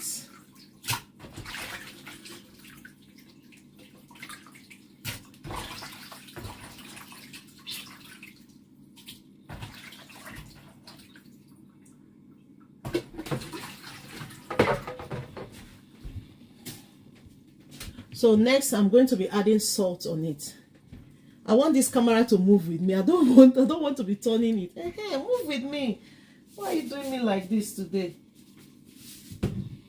So then I'm going to go in with my Maggi. Let me bring it closer so that you guys can be seeing what I'm doing.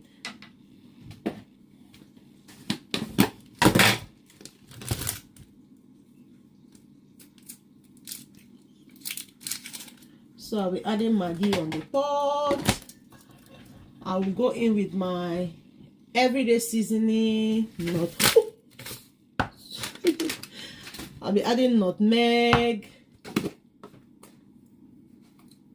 everyday seasoning, nutmeg. One thing I love about nutmeg, there's this flavor it gives you. I'm adding nutmeg and my curry. I think I've added salt. Yeah.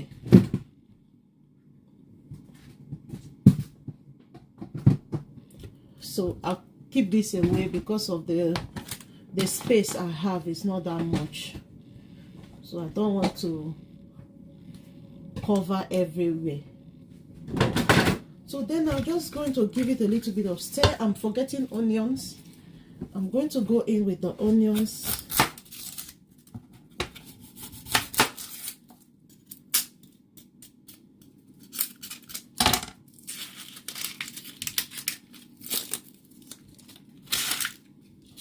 Put this in the bin. Rinse out the onions. This is me. Follow me. Follow me. Follow me.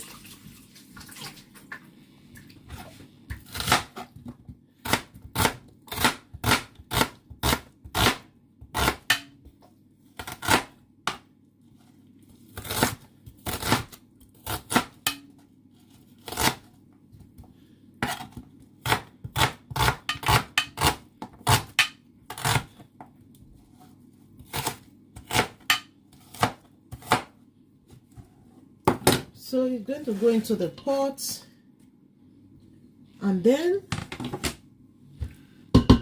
I'll let it steam before adding water on it. How do you parboil your meat? Do you just add water on the pot and cook the meat straight away, or you put your ingredients like this, steam it for about 15 minutes, and then before adding water? Whichever way you do it, the most important thing, make the food sweet. So I'm going to put it on the stove, set my stove. Which one is the correct one now? Let's see. So while that is on the fire, I will start slicing the onions I'm going to be using to make the beans. So now I'm going to be using this now to slice the onions for the beans. The reason why I am using this to chop up the onions is because my kids don't like seeing onions on their food.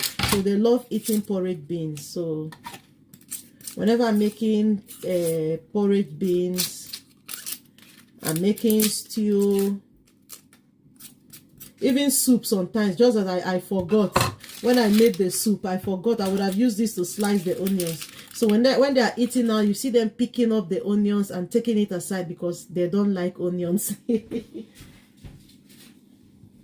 So because of that, I normally use this to cut the onions to make it easier so that they won't see the onions inside the food.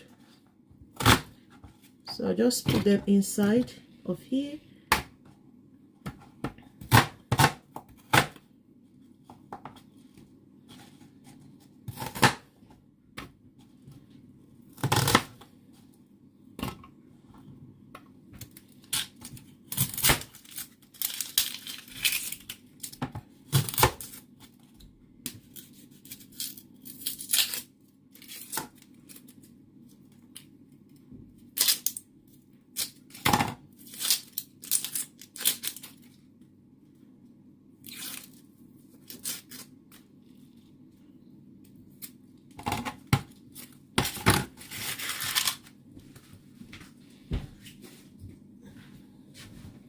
So just wash this now and then cut it and put it in this one.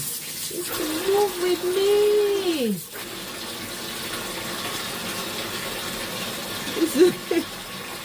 I'm trying for this to move. I don't want to touch it. Okay. Sometimes it works and then sometimes it just plays up. I can't wait for the new one I bought to come. So I won't have to be turning myself like that.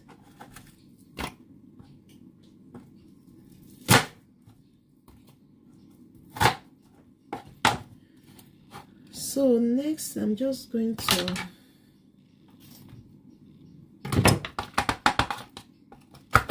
cover it up like this, and then with this I see it chopping the onions.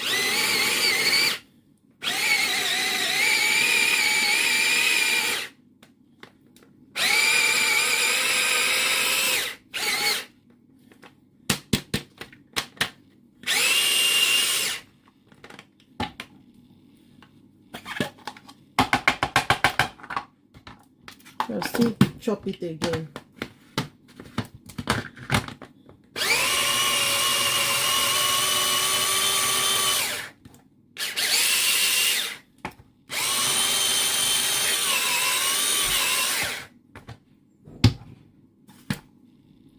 So this is it.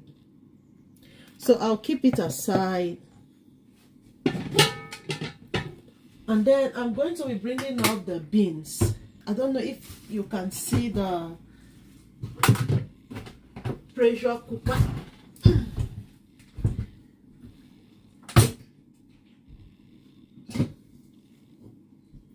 So these beans was cooked yesterday evening. So because I know I'm going to be making live, I just want to reduce my stress, because this cooker, once it starts cooking, so when it takes like 10 minutes for this to get ready, and then it may take about another 1 hour for the heating to go off it before you can open it. So I normally, if I'm going to be cooking tomorrow, today I'm just going to cook whatever I want to cook with it. So by tomorrow I'll be able to open the pressure pot. This camera is not turning, so I'll be able to open the pressure pot, because if it's still hot, you can't open it. When it cool down, that is when you'll be able to open it. So if I'm cooking tomorrow, today I'll cook my beans here. You can do a lot of things with this.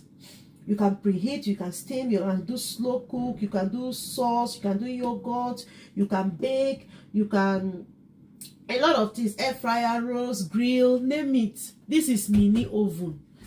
I bought it for about 120 pounds, and trust me, it worth it. I won't lie to you, it really worth it. I'm really enjoying it, more especially during the winter season like this, where your bills keep going up and up and up and up. Beans like this can take like 1 hour to cook. So but with pressure pot, 10 minutes you are good to go. You just turn it off and just let it cool down. So that is how I make use of it. So guys, let's continue with the cooking. This thing is not rotating again. I don't know what I've done to this stand today.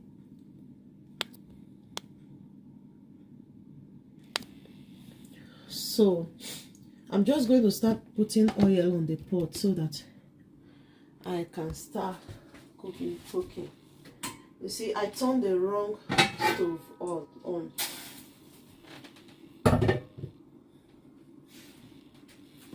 So this is the oil I'm going to be using. Oh gosh, my oil is almost finished. See, there's water on the pot. Let me just throw the water away.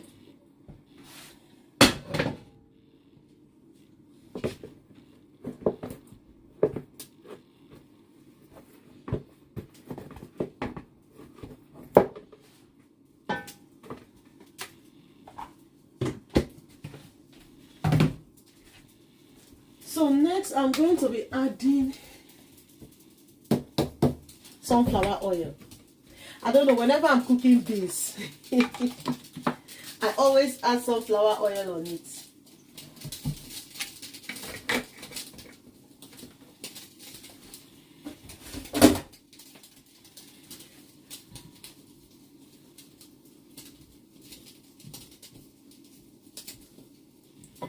While I keep this aside, I will start getting all the ingredients I need to cook this thing out.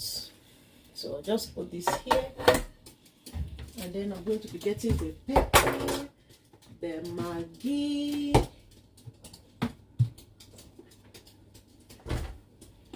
all the gbogbo.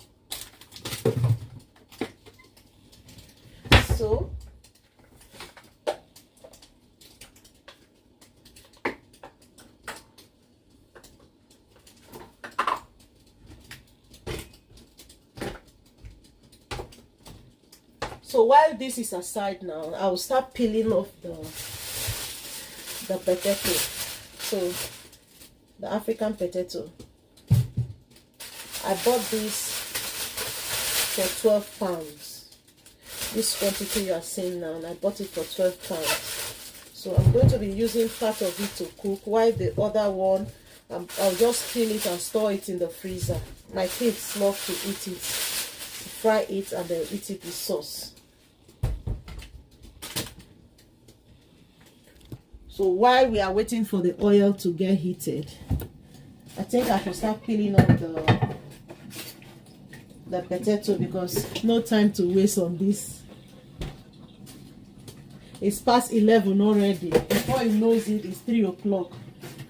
So I really want to get this done before the kids come back from school.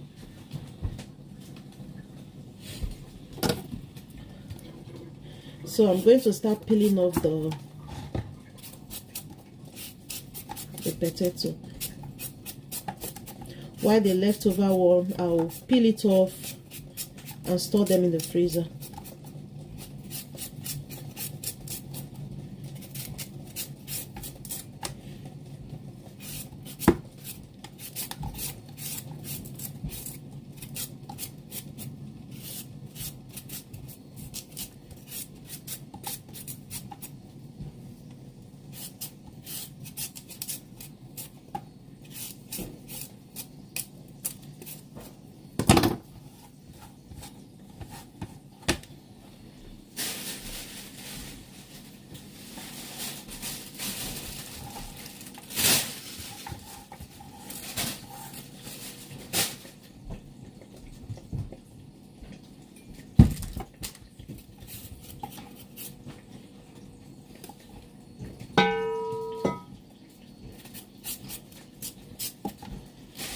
You need to be turning with me, man.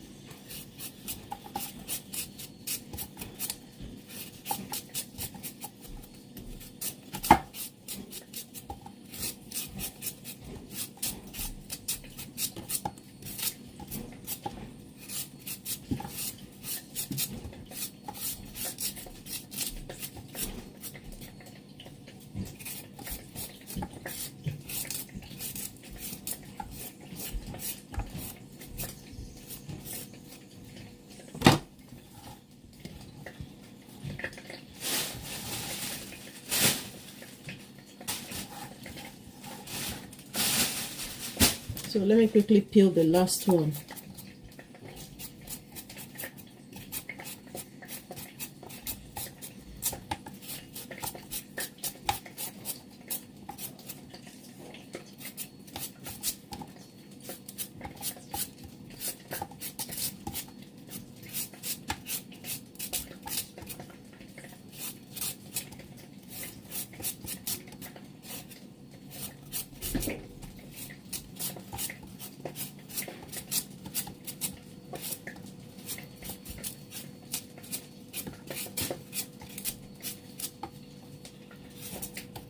So I don't want this my life to be boring. I don't want people to be joining my life and it's just boring.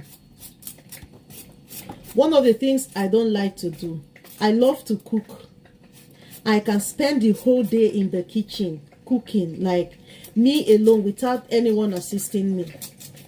But one of the things I don't like to do, I don't like to clean. Hello, good afternoon. I don't like to clean. I hate tidying up. Back then when I was still living with my parents, I and my siblings, I'm always in charge of the kitchen. While my younger sister, she loved to clean, like she hate dirty. So I love to cook. I love to fetch water. I know in Nigeria we used to go to stream to fetch water. I can't stay in a house where there's no water. Like, I always make sure our drum is full. I really trouble my sisters when it comes to fetching water. Oh my God. So we shared the task. We used to go to water together. So we are 3 girls in the family. I cook, I go to market, I make sure there's food in the house. While my sister that loves to clean, she will be the one cleaning up all the mess. Once I'm done cooking, she will be the one to tidy up. She's the one to clean up the house, mop the house. She never cooks. She herself, she doesn't like to cook. So the other of my sister, she hates to wash the dishes. She don't like to do anything. She don't like to go to the stream with us. She don't like to sweep. She don't like to wash plates. So whenever I'm done cooking, sometimes like this, there's no plate for us to serve the food. She will run and go and hide because she doesn't like to wash plates. I can remember those days. My dad loved to eat apple, so we do this cassava fufu. You know how difficult it is to wash the pot. My sister will hide the pot. She will hide the pot we use in cooking. Maybe like when we did fufu on Monday, she will hide the pot. And then by Friday, maybe we want to do another one. We'll be looking for the pot. We can't find the pot anymore. Then when you go out, when you raise the bed up, you will see that she has already hidden it under the bed because she doesn't want to wash it. Oh my God. Whenever I'm with my sister, if we are together, our house is always dirty. But when my other sister is around, she don't like dirty at all. She always clean up. She always tidy up. But now that I'm married with kids, nobody taught me how to clean up. I learned it by force because it's something I do every day of my life now. If the kids are around, the days they're around, I hoover my house like 4 times a day. The days I hoover 4 times a day is just like I didn't do anything. I haven't even started. The kids have made me to learn how to tidy up my house now. Single life is really sweet anyway. So guys, next I'm going to be adding the beans in the pot. Allow it now to boil.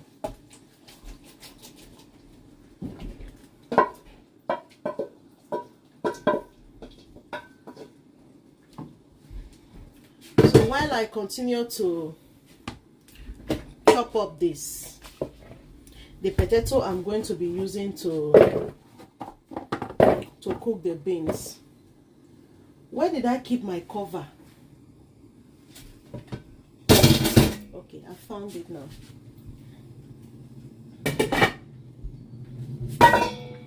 So just cover it to boil, and then these ones I'll return them back because I'm struggling with space.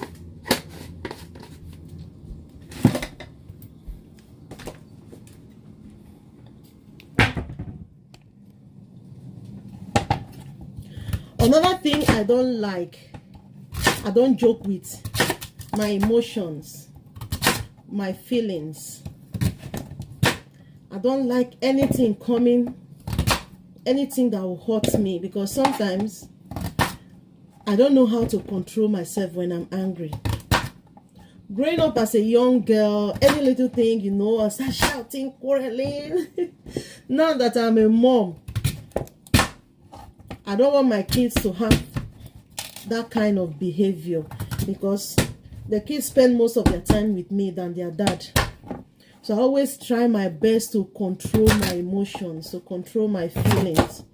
Whenever I'm angry, I just remind myself that I need to control the way I am feeling right now.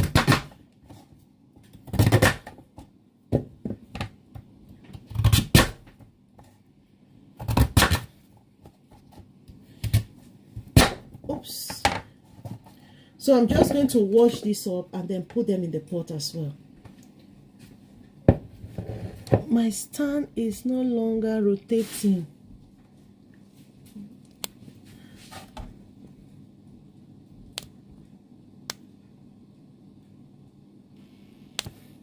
Okay, I think it's working now.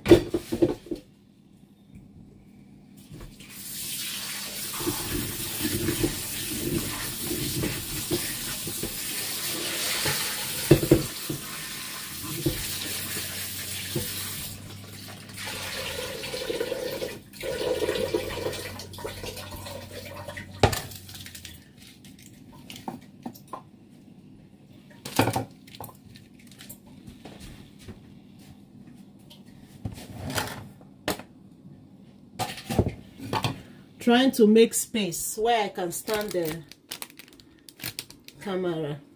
So I hope you guys are seeing what I'm doing. So next I'm going to be putting the potato into the pot. I was supposed to put it before adding the beans, but it's still good anyway. So I'm going to use my spoon, I call it spoon anyway, to push the potato down.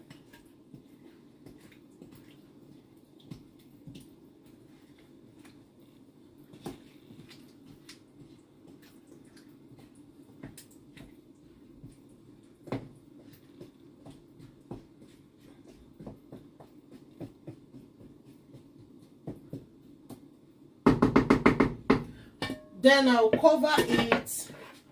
I'm going to do what I did with the first cooking. I'm going to swap the pot because this one now I'm done with it. So I'll push it inside while I bring the stew out. So this one is going to be here. So I'm going to be giving it a little bit of stir.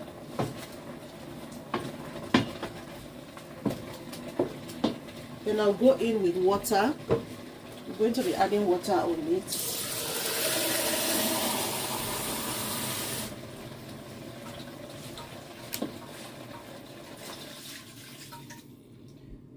although the meat, and then I'll cover it, allow it to steam. While doing that, I'm going to do a little bit of tidy up because the kitchen is small. I don't want it to be messy.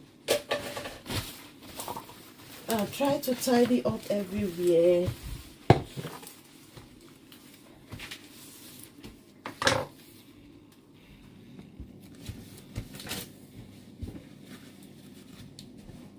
So I'm just going to quickly wash up all this mess.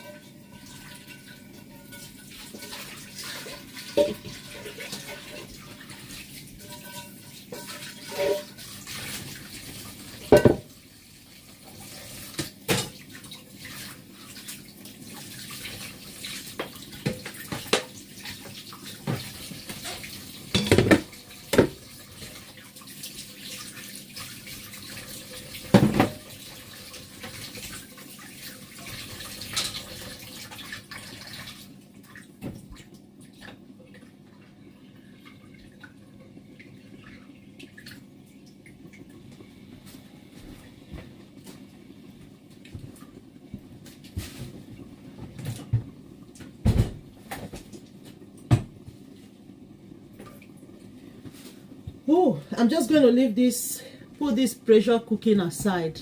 I'm going to wash it later because I think I'm running out of time now. I'm going to wash it later. I'll just cover it and keep it aside. So next, I'm going to start cutting up my vegetable again. While the meat is steaming, I'm going to go back to the vegetable.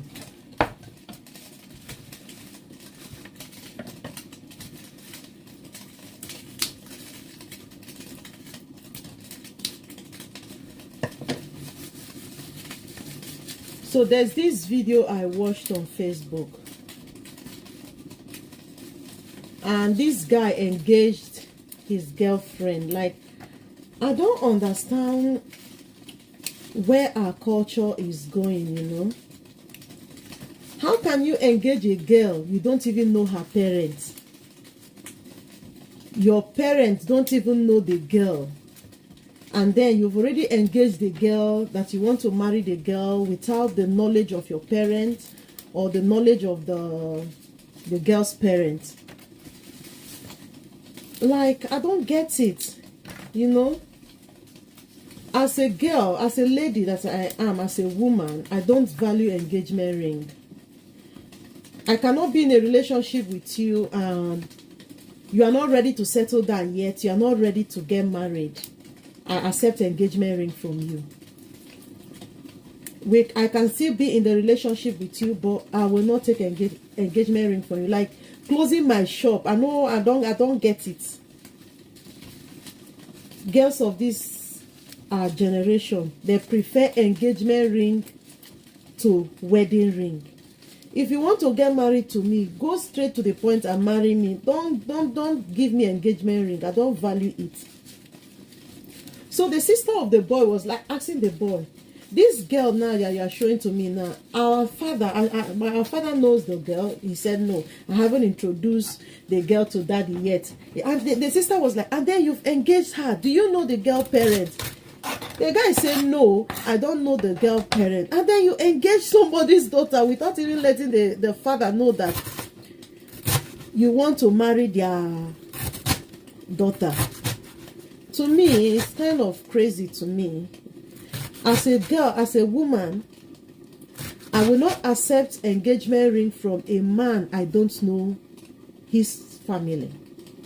The family haven't met me before.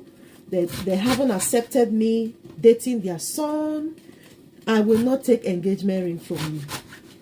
We can be in the relationship, but whenever you are ready to take the relationship to the next level, I think the first thing you should do is to introduce me to your family. The first thing you should do is to introduce me to your parents, to your mother. Introduce me to them. So, ask some certain question, like where are you from? Which village are you from? Because sometimes you tend to realize that the person you've been dating for years now, the person you want to settle down with, is from the community where your own community is keeping malice. And then your father will say, you will never marry this girl. Their community and our community are in serious dispute. For that reason, you will never marry her. So, I will never accept engagement ring from a man I don't know their family. A man I have never met the parents. I will never accept engagement ring from you. And my father as well don't even know you. I will never take engagement ring from you. And then the guy was like, sister, this is this is not the olden days where you go and meet the father of the girl and tell the father of the girl that you want to marry their daughter. I think that is why you are having a failed marriage. Because before you marry anybody, you need to know the source where that person is coming from. First thing first. The guy said all those things don't matter anymore. I love her, she loved me, so we want to marry. By right, our parents should give their daughter, the parent of the girl by right should give their daughter out in marriage. It doesn't work like that. You know, in Nigeria, we have this tribalistic thing of a thing. Hausa don't marry Yoruba, Yoruba don't marry Igbo, all those things. And then you are dating a Kogi State guy. You are from Anambra, dating a Kogi State guy. And then you collect engagement ring from this guy. Like, I don't get it. Without your father knowing. You are a Muslim guy. You are going to engage a Christian girl without your family knowing. All in the name of love. I don't understand. I think before you engage a woman, you first of all know the family of that girl. Meet the family, meet the parents, meet the siblings. And then you tell the father, I'm interested in your daughter. I want to settle down with your daughter. So when your daughter, the father say, okay, no problem, no problem. We like you, we welcome you into our family. And then you can go ahead in engaging the girl. After you must have introduced the girl to your own parents. And they've done their own findings. And they tell you, okay, go ahead, marry the girl. She's okay. Then you can give me engagement ring. Now I know I have backup. Secondly, I will not accept a ring from a man that don't have plans. I cannot be in a relationship and you tell me that I am going to marry you in the future. Future will never come. Then you can't carry engagement ring, give me my day where they work. I'm for waiting. I not go take that ring. I cannot shut my shop down for any man. But these generation girls, they aim for catfish when they already seen goldfish. Like, I don't get it. If you want to marry me, guy, go ahead and marry me. There's no point of you giving me engagement ring. The only time I can wear engagement ring is when we are planning for the marriage. When we have started sorting things out, you've collected lists, you know, we have set dates, maybe in December we are going to get married, or in this Easter we are going to get married. Guy, I go wear your engagement ring, they go everywhere. because that time I know say everything don't set. But you giving me engagement and telling me in the future when you have money, guy, you're not serious. I no go wear them. I no go wear the ring go. Because after 20 years, you can't tell me that my mother said our community and your community don't marry. Or your mother will say, this girl is not good enough for my daughter, for my son. After wearing engagement ring for 6 years. I know if you try that himself. I know if you try it. I know if you try it. Before I wear engagement ring, I will be 100% sure that your family, not just you, because I'm not getting married to you alone. I'm getting married to the entire family. So before I wear your engagement ring on my hand, you know, I'll make sure that your family are fully aware of me and they welcome me 100%, not be 99% to 100% into the family. Before you go see me, they show people say I've been engaged.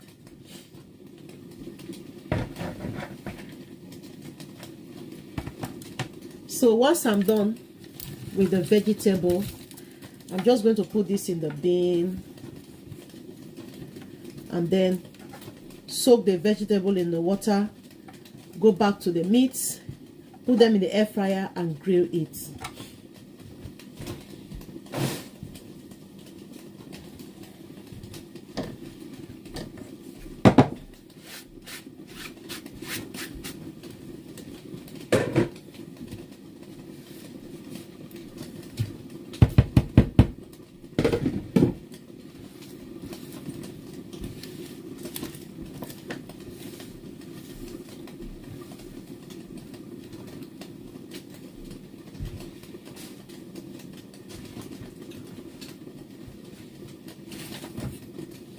So I need to get another hand towel because the one I have is finished already.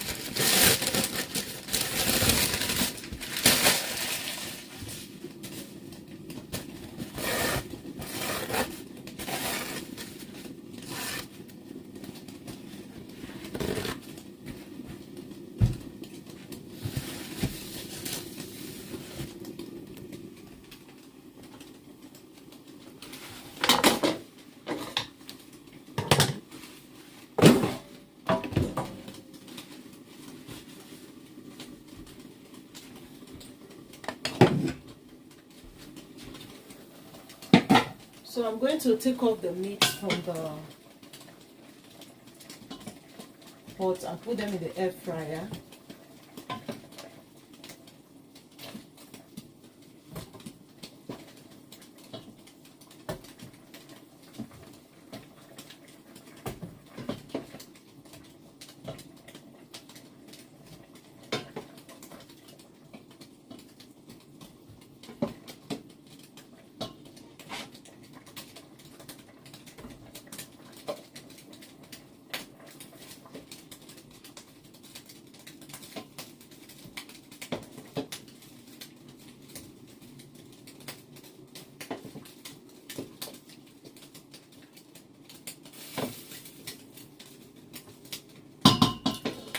So guys, I'm going to put it in the air fryer to dry it.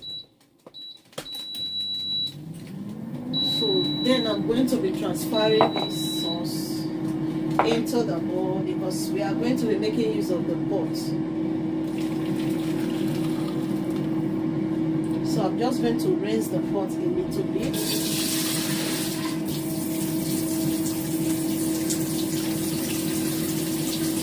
So I'm going to keep it aside and then I'm going to wash the pot.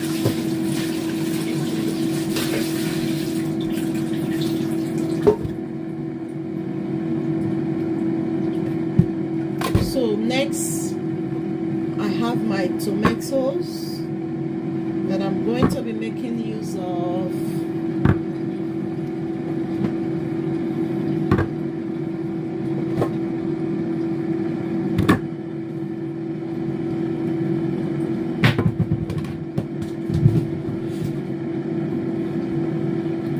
So I have here with me about 5 or 6 tomatoes.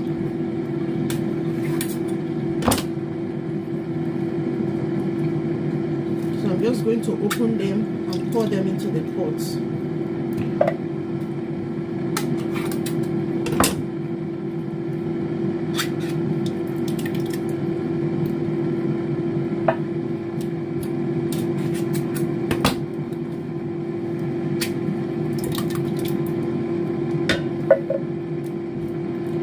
Can imagine, I watched the video yesterday, so from Untouchable Comedy, his new girlfriend chasing the mother, chasing Untouchable mother out of his house. Like, oh my goodness, this generation girls, like, hey God, their confidence, they fear me. I'm not gonna lie you. They never marry you. They never marry you. You are still in the relationship. Mama is still considering if the son is going to get married to you. And you just wake up and say, Mama, you have overstayed your welcome in my boyfriend's house. You need to go. I say, God, I beg you. When my pikin don't do me this kind one. I'm like, are you crazy? Are you crazy or something? They never marry you. Oh. They never marry you. You don't tell your boyfriend, Mama, make him leave house. That your boyfriend don't overstay his your boyfriend, Mama, don't overstay her welcome for his own son house. Ha!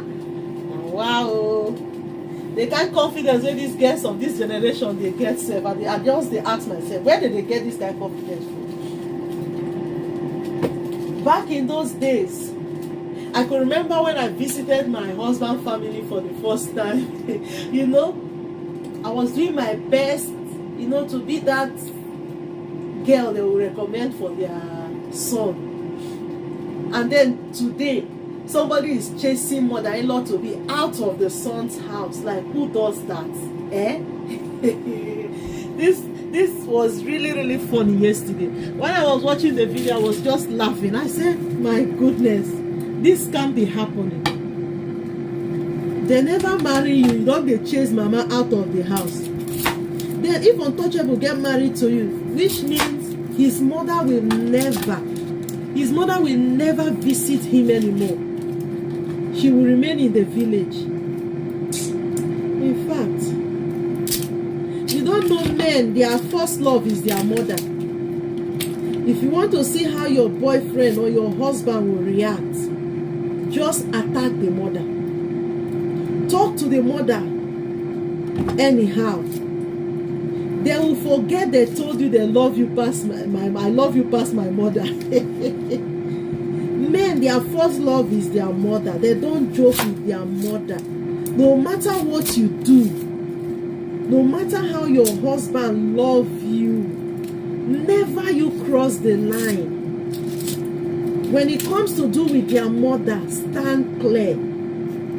Because men love their mother more than their wife.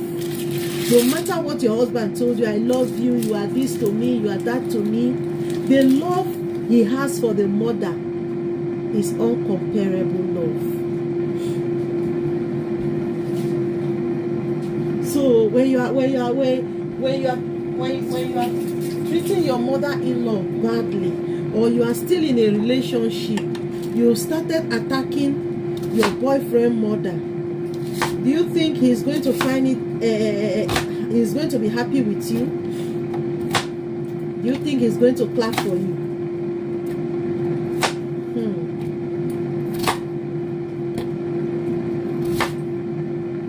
I don't get it. Say, Mama, you have overstayed your welcome. Instead of me to leave this house, you are going to be the one to leave. You have to leave. You have to leave. Men, una they try anyway.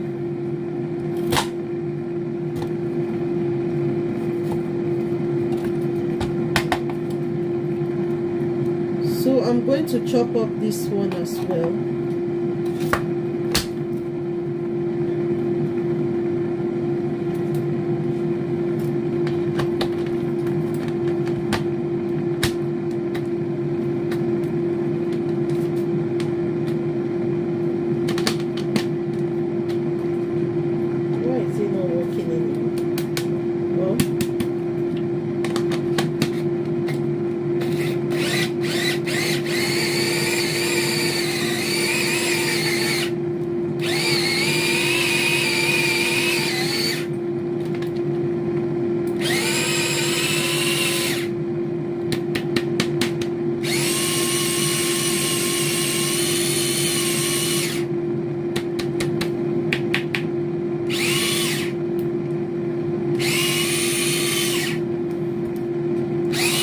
So I'm going to be chopping the pepper as well.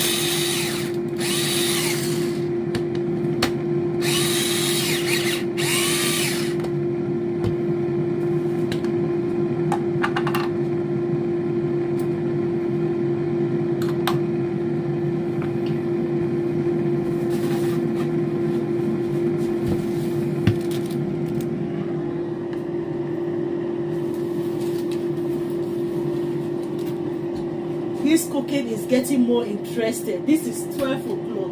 I started by 9. I've spent 3 hours on this live just cooking. Hey, wow. So I'm adding the onions, and then I'm going to grind the pepper as well, and I'm adding it on the pots as well.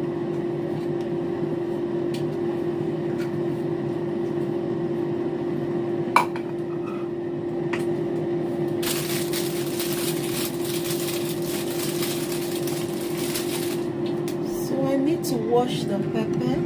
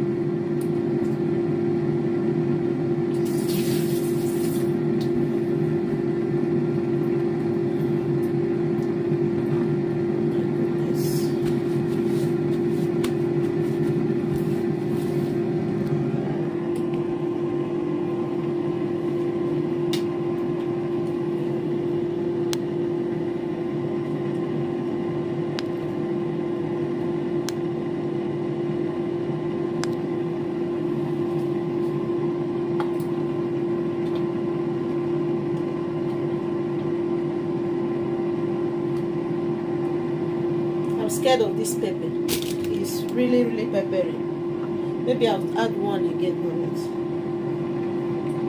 I don't want to have a spicy stew because of the kids. If it's just me, I don't mind. But with them,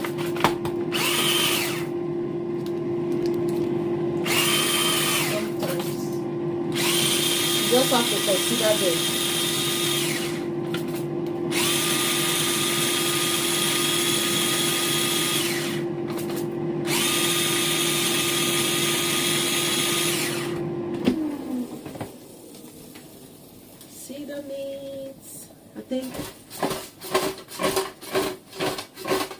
I'll just let it dry again for another maybe 5 minutes and it's good. Let me just put it back. I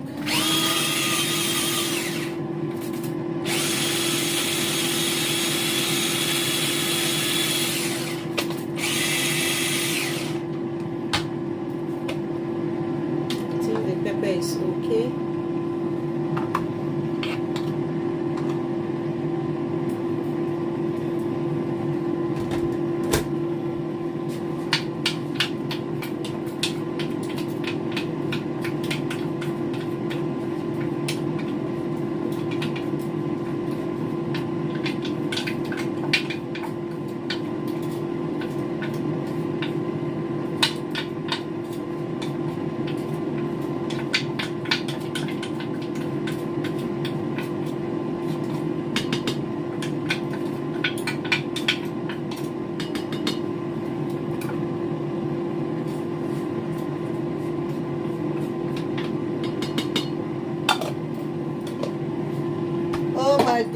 I'm getting there. I'm almost done.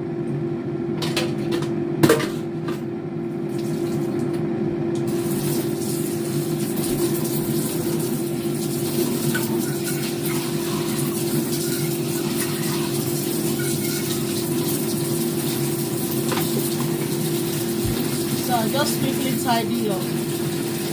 And then I'll go and get my charger because my phone is like 58%. my phone my phone is 58% now.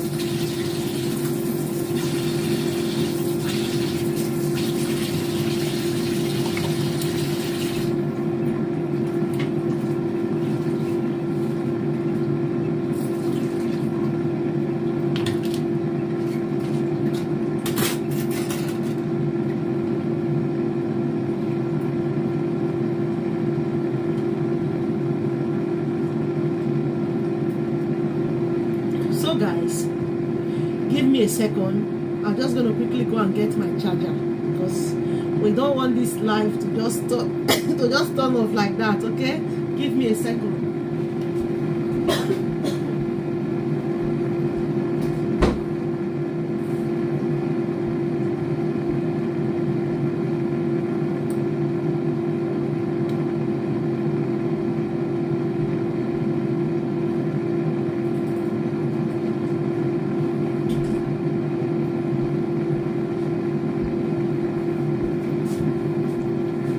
So I'm back with my charger. Let me charge it and let's keep vlogging.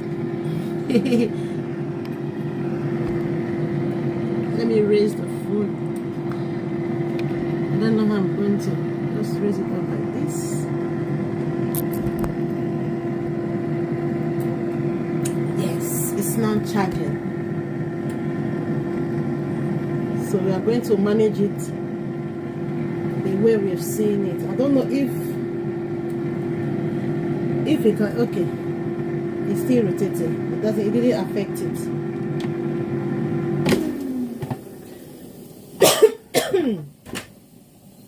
Oh my goodness.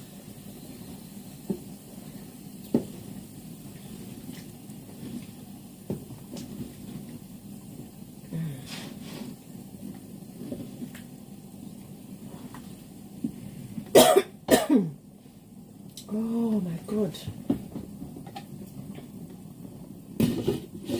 So I'm just going to cover it now and allow it to boil. And then this one now, I'm going to chop it into small size. I don't know why I like doing this anyway. I always like to chop my meat into smaller sizes. This camera is turning around the way I don't like it.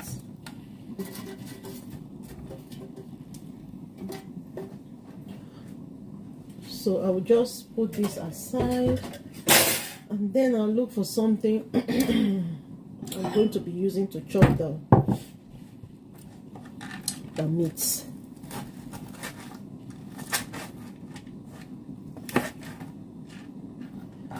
For this Tinubu regime where meat don't cost like waiting, meat don't cost past people where they chop them.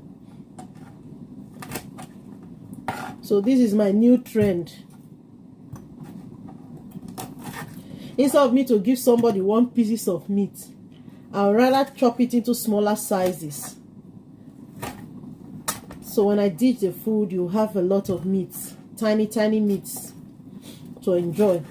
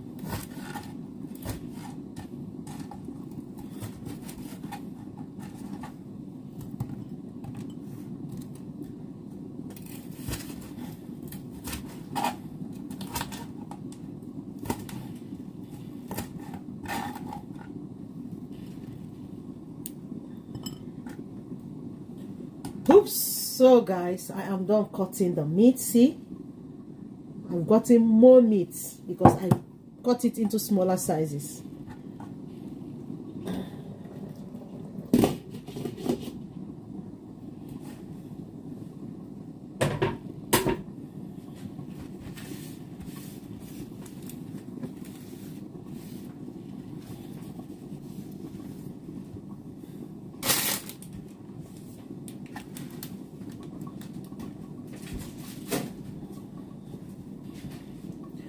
So I'm just going to wash the air fryer and then take it aside. I think I'm done with it for today, babe.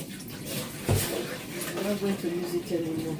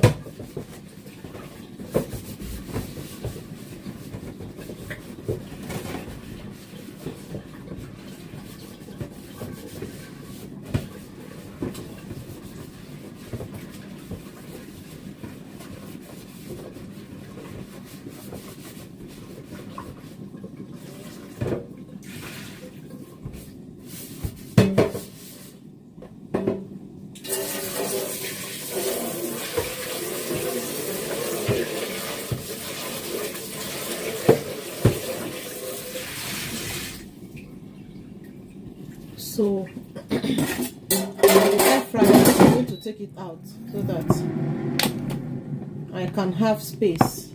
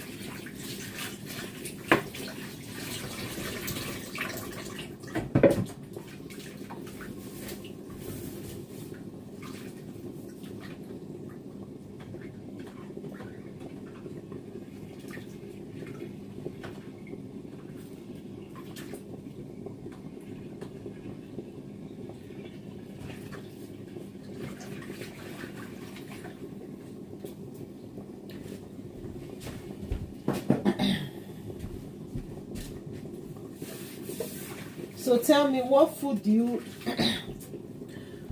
So guys, which is your favorite recipe when it comes to swallow? Which soup do you prefer most? Like for me, I don't think I have favorite soup. Naturally, I love to swallow. Like, I love to swallow a lot. So I love draw soup. I love melon soup. I love bitter leaf. I love oha. I love idikaiko. I love afang soup. I love soup. Anything soup. I love soup. And I also like rice as well. I like to eat rice as well. I like fried rice. I like tomato rice. I love jollof. Anything.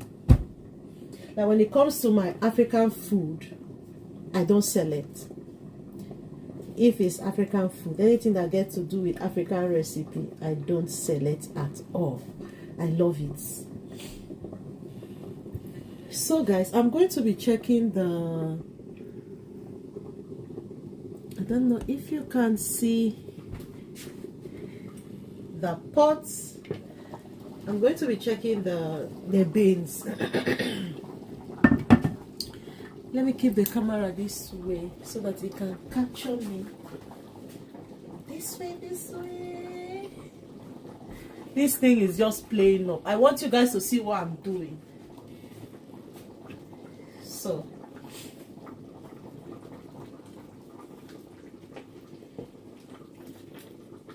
I'll just give it a stir and cover it to cook again.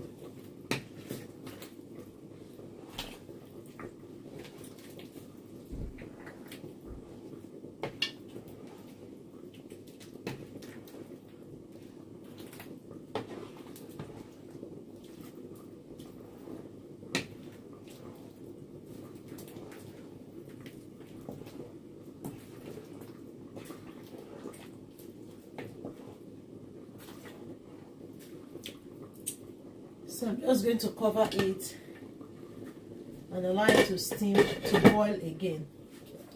And then for the tomato,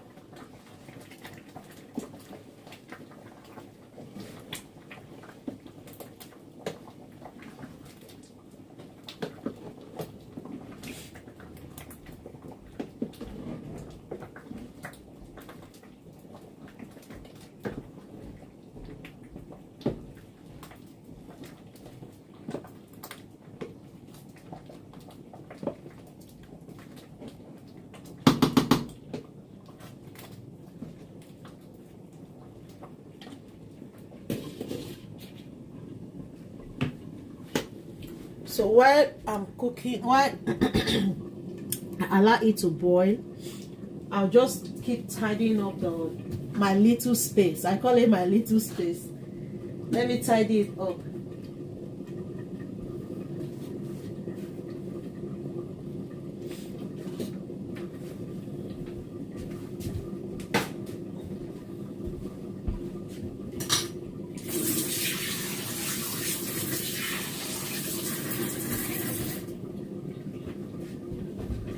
So guys, I almost forgot this potato,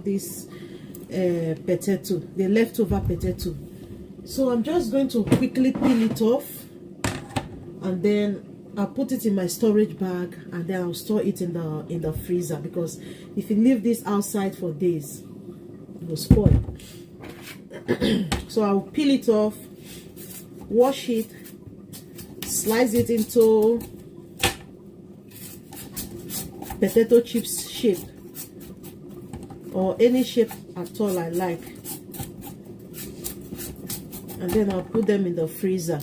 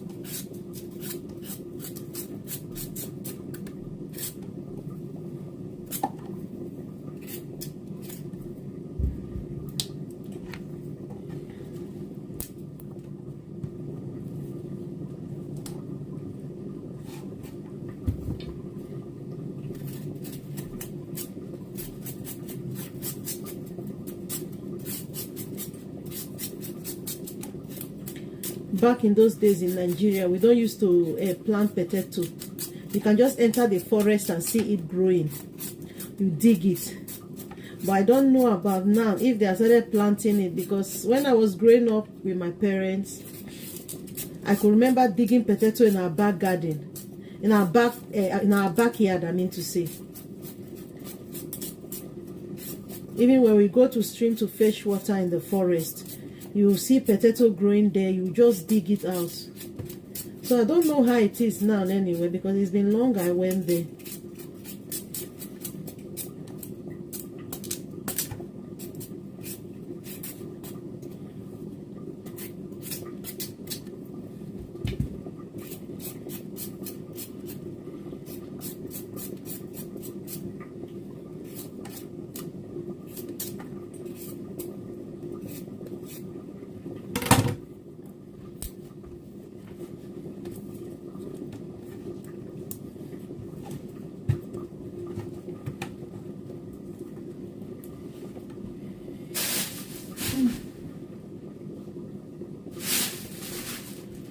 Oh.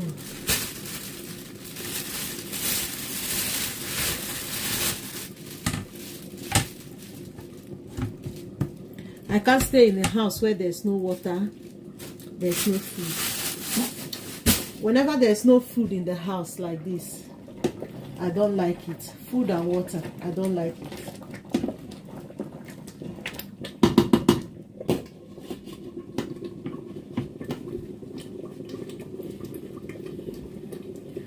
So I'm going to wash this before I start cutting it. So let me just wash it.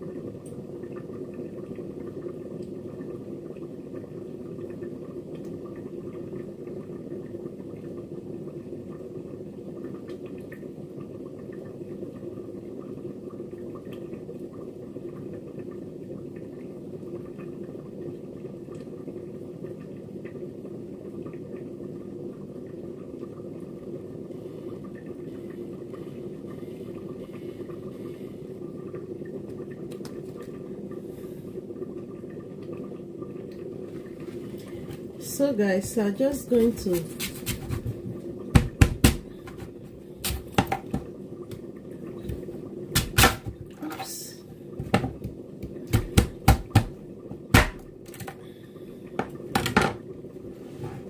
I'm going to start chopping the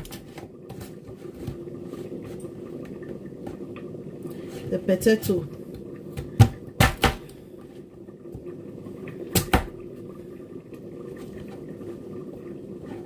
So I think this size like this is okay.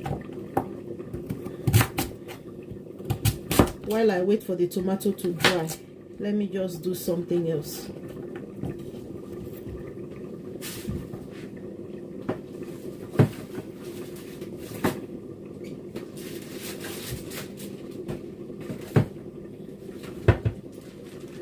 So I'm going to be putting them into the storage bag.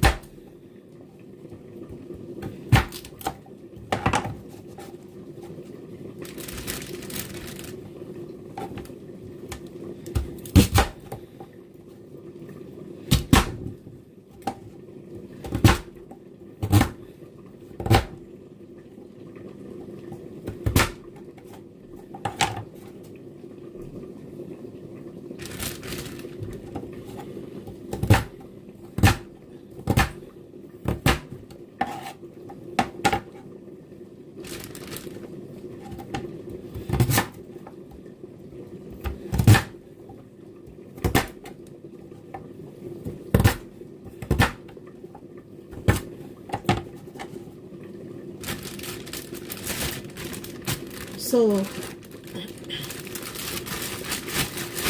I'm going to put them in the freezer. Whenever I want to fry potato chips, I'll just bring it out in the hot oil. I'll just dip it into the hot oil and fry it. Trust me, you will love it. I prefer eating these potato chips than the other one because this one has taste.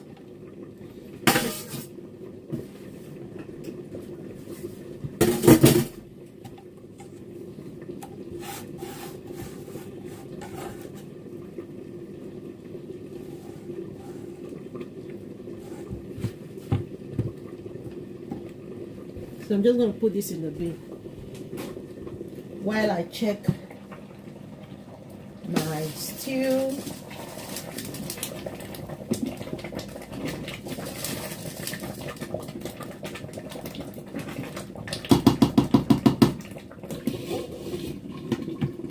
And then I'm going to be checking the beans as well.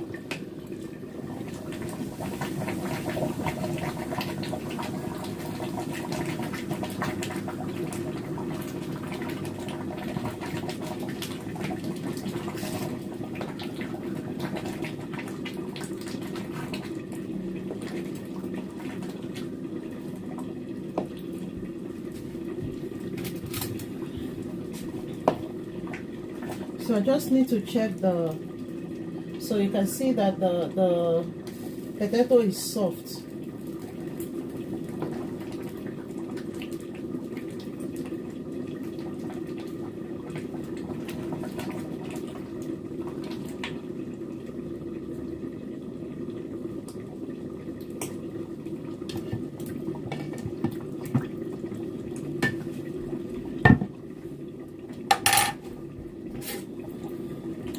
So I feel like adding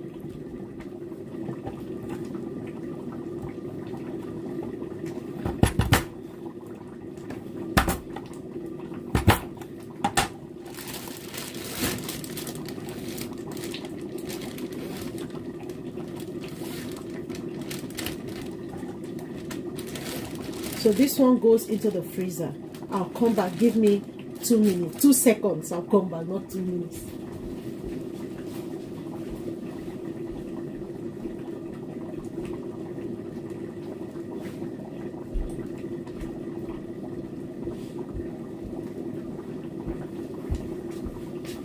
I'm back.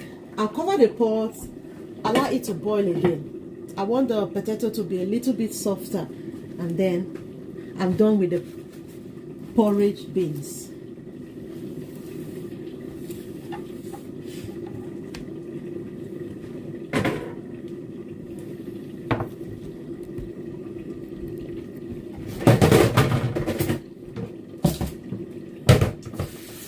So I'm just going to soak the vegetable in water.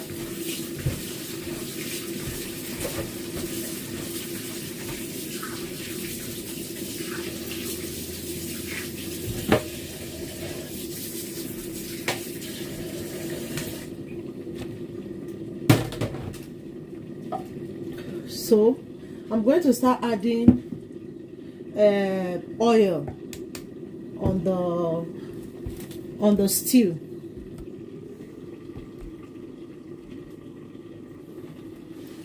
I don't know, I love to use coconut oil whenever I'm cooking like my stew. If I'm cooking stew, I always use coconut oil. Then I use my sunflower oil to fry anything I want to fry. I use sunflower oil to fry it. So I'm just going to add oil, coconut oil in the stew. On the stew. I mean in the stew. Whichever one anyway.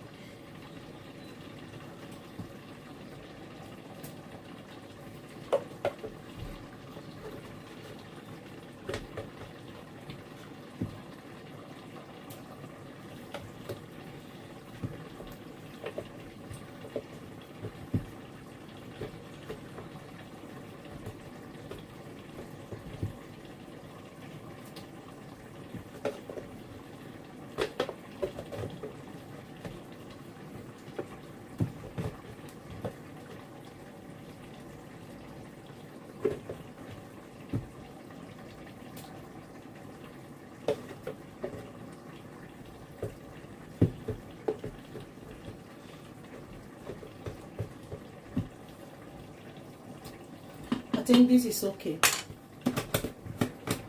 I'm just going to put it aside. And then I'll start adding my ingredients on it. I'll get the Maggi.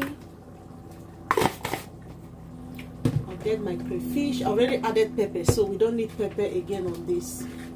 So what we need is all this,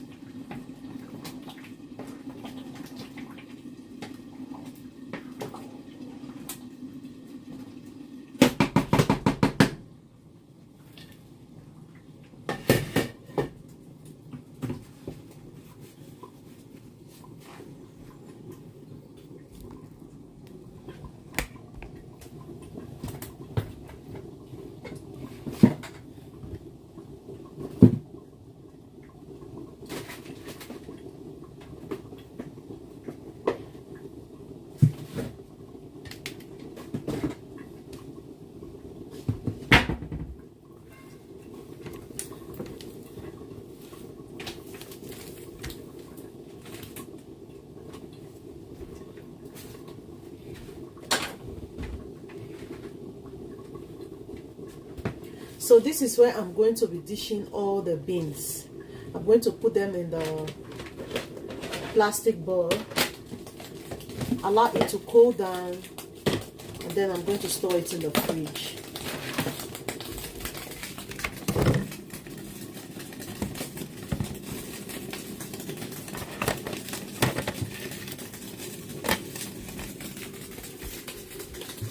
So I'm just going to turn off the stove for the beans because the beans is ready. It's just left for me to start dishing it out.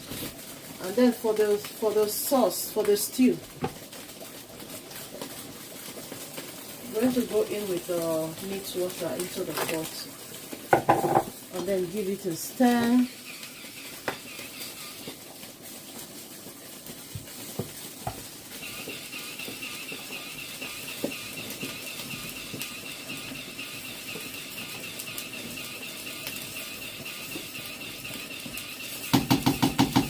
So I'll cover it and allow it to cook for about 10 minutes before I'll add my vegetable on it. So while I allow it to cook for another 10 minutes, I'm going to go in with the meat because I always love my meat. In as much as I dry the meat, I want it to still be soft.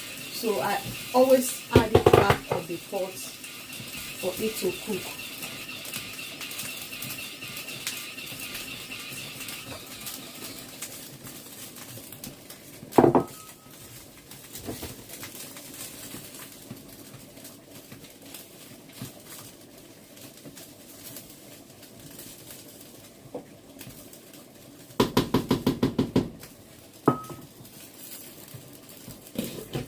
So I'm going to let it cook for about 10 minutes or 15 minutes, like I said.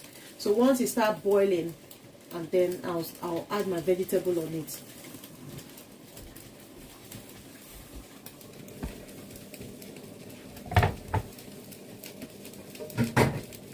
So back to the vegetable, I'm just going to wash up the vegetable now.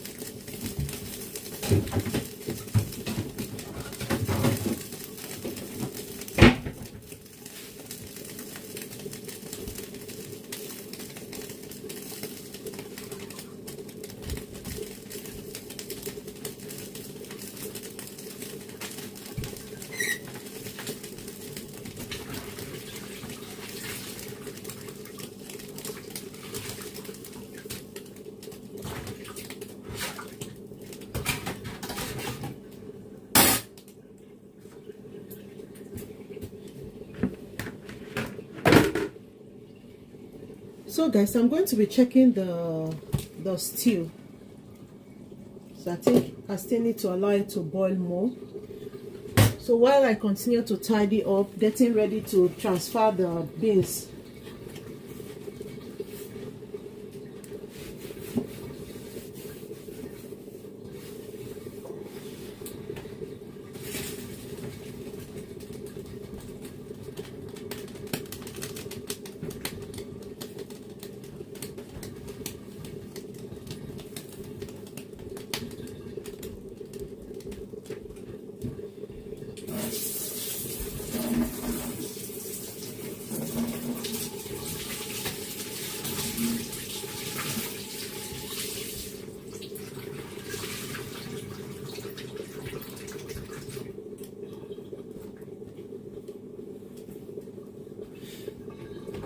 I think my phone has charged a little bit. I'm just going to unplug it.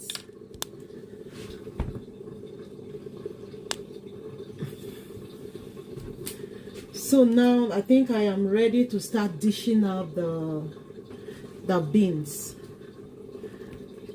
I think I'm ready to start dishing it out.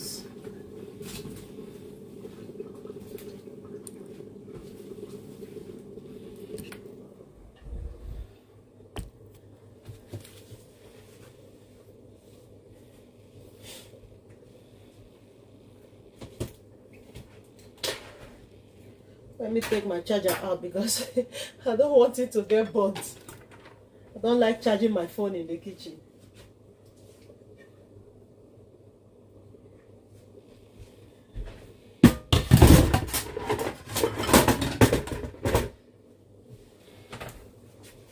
So I'm going to be placing the pot over here. I hope you can see me very well.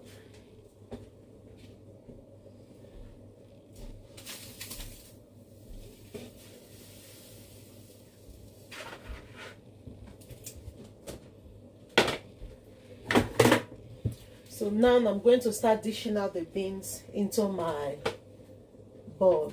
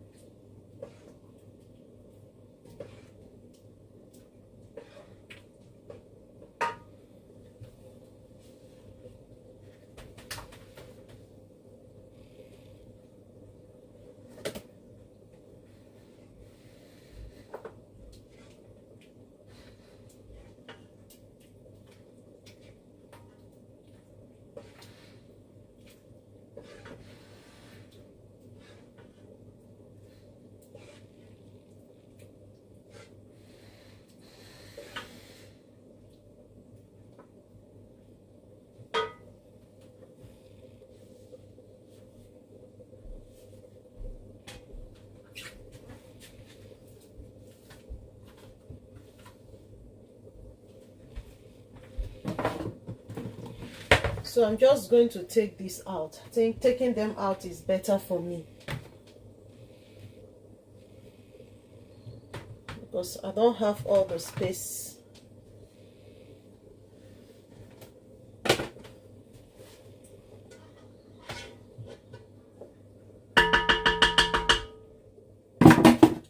So these leftover ones, I'm going to fry plantain. I'm going to fry plantain and add on it.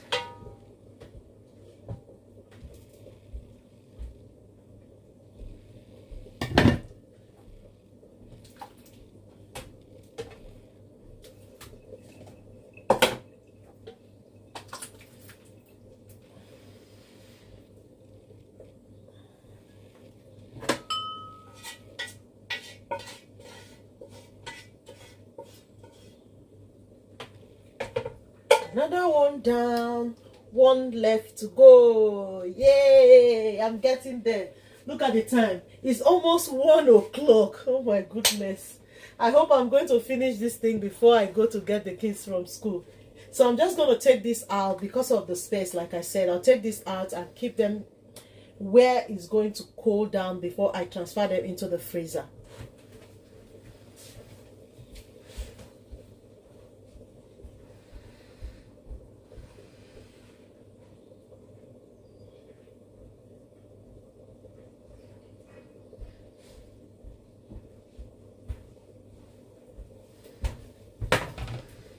So I'm going to get the other ones. These ones, I'm going to fry plantain on them. Add plantain on it.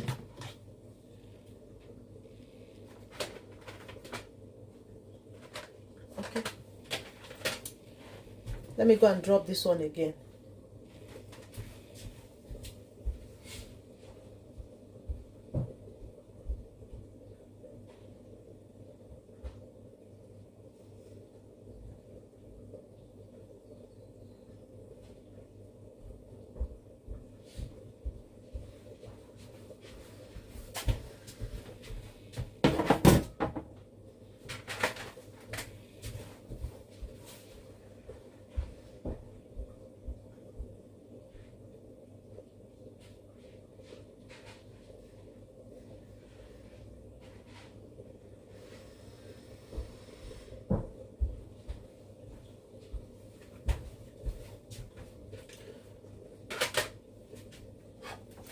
So I'm just going to keep this aside, and then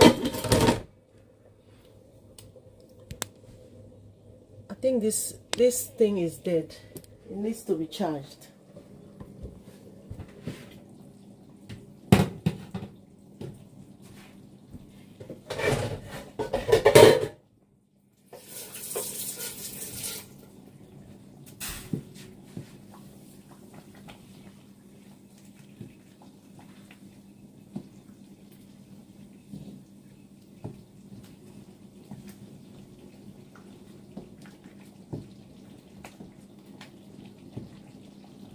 At this point, the stew is ready. I'm just going to dish part of the stew out.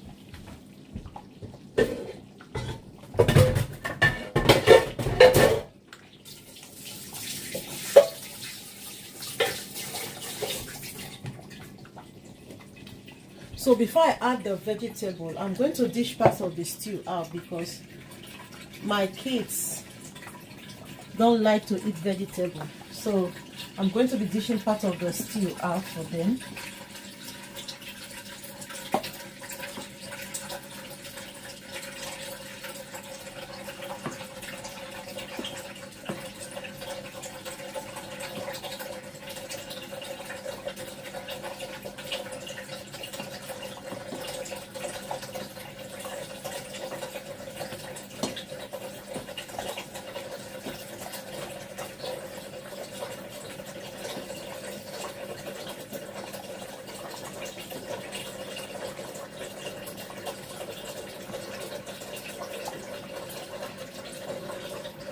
So whenever they want to eat their rice and stew, they've got their rice and stew. So while mine, I'm going to be adding the vegetable on the stew.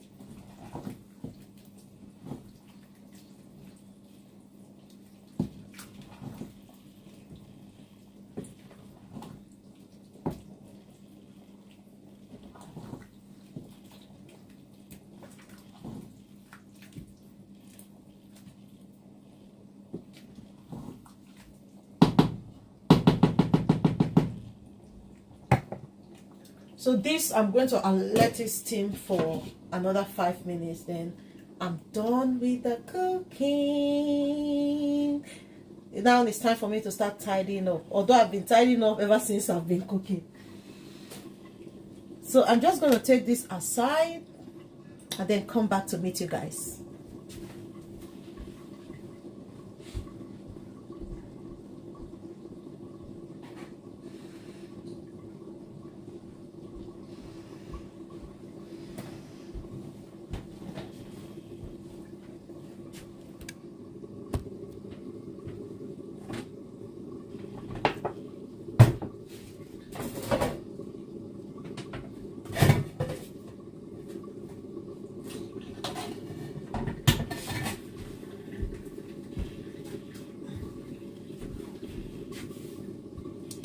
Turn with me, turn with me, turn with me.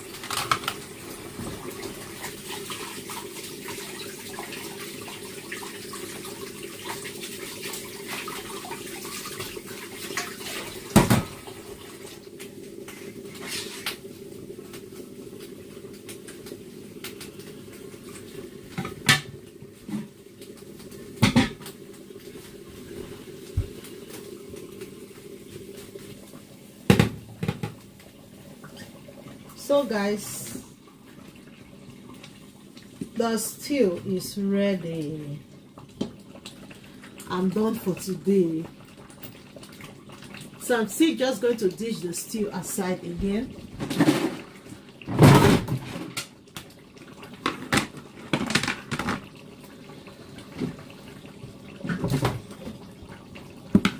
So I'm going to dish out the stew.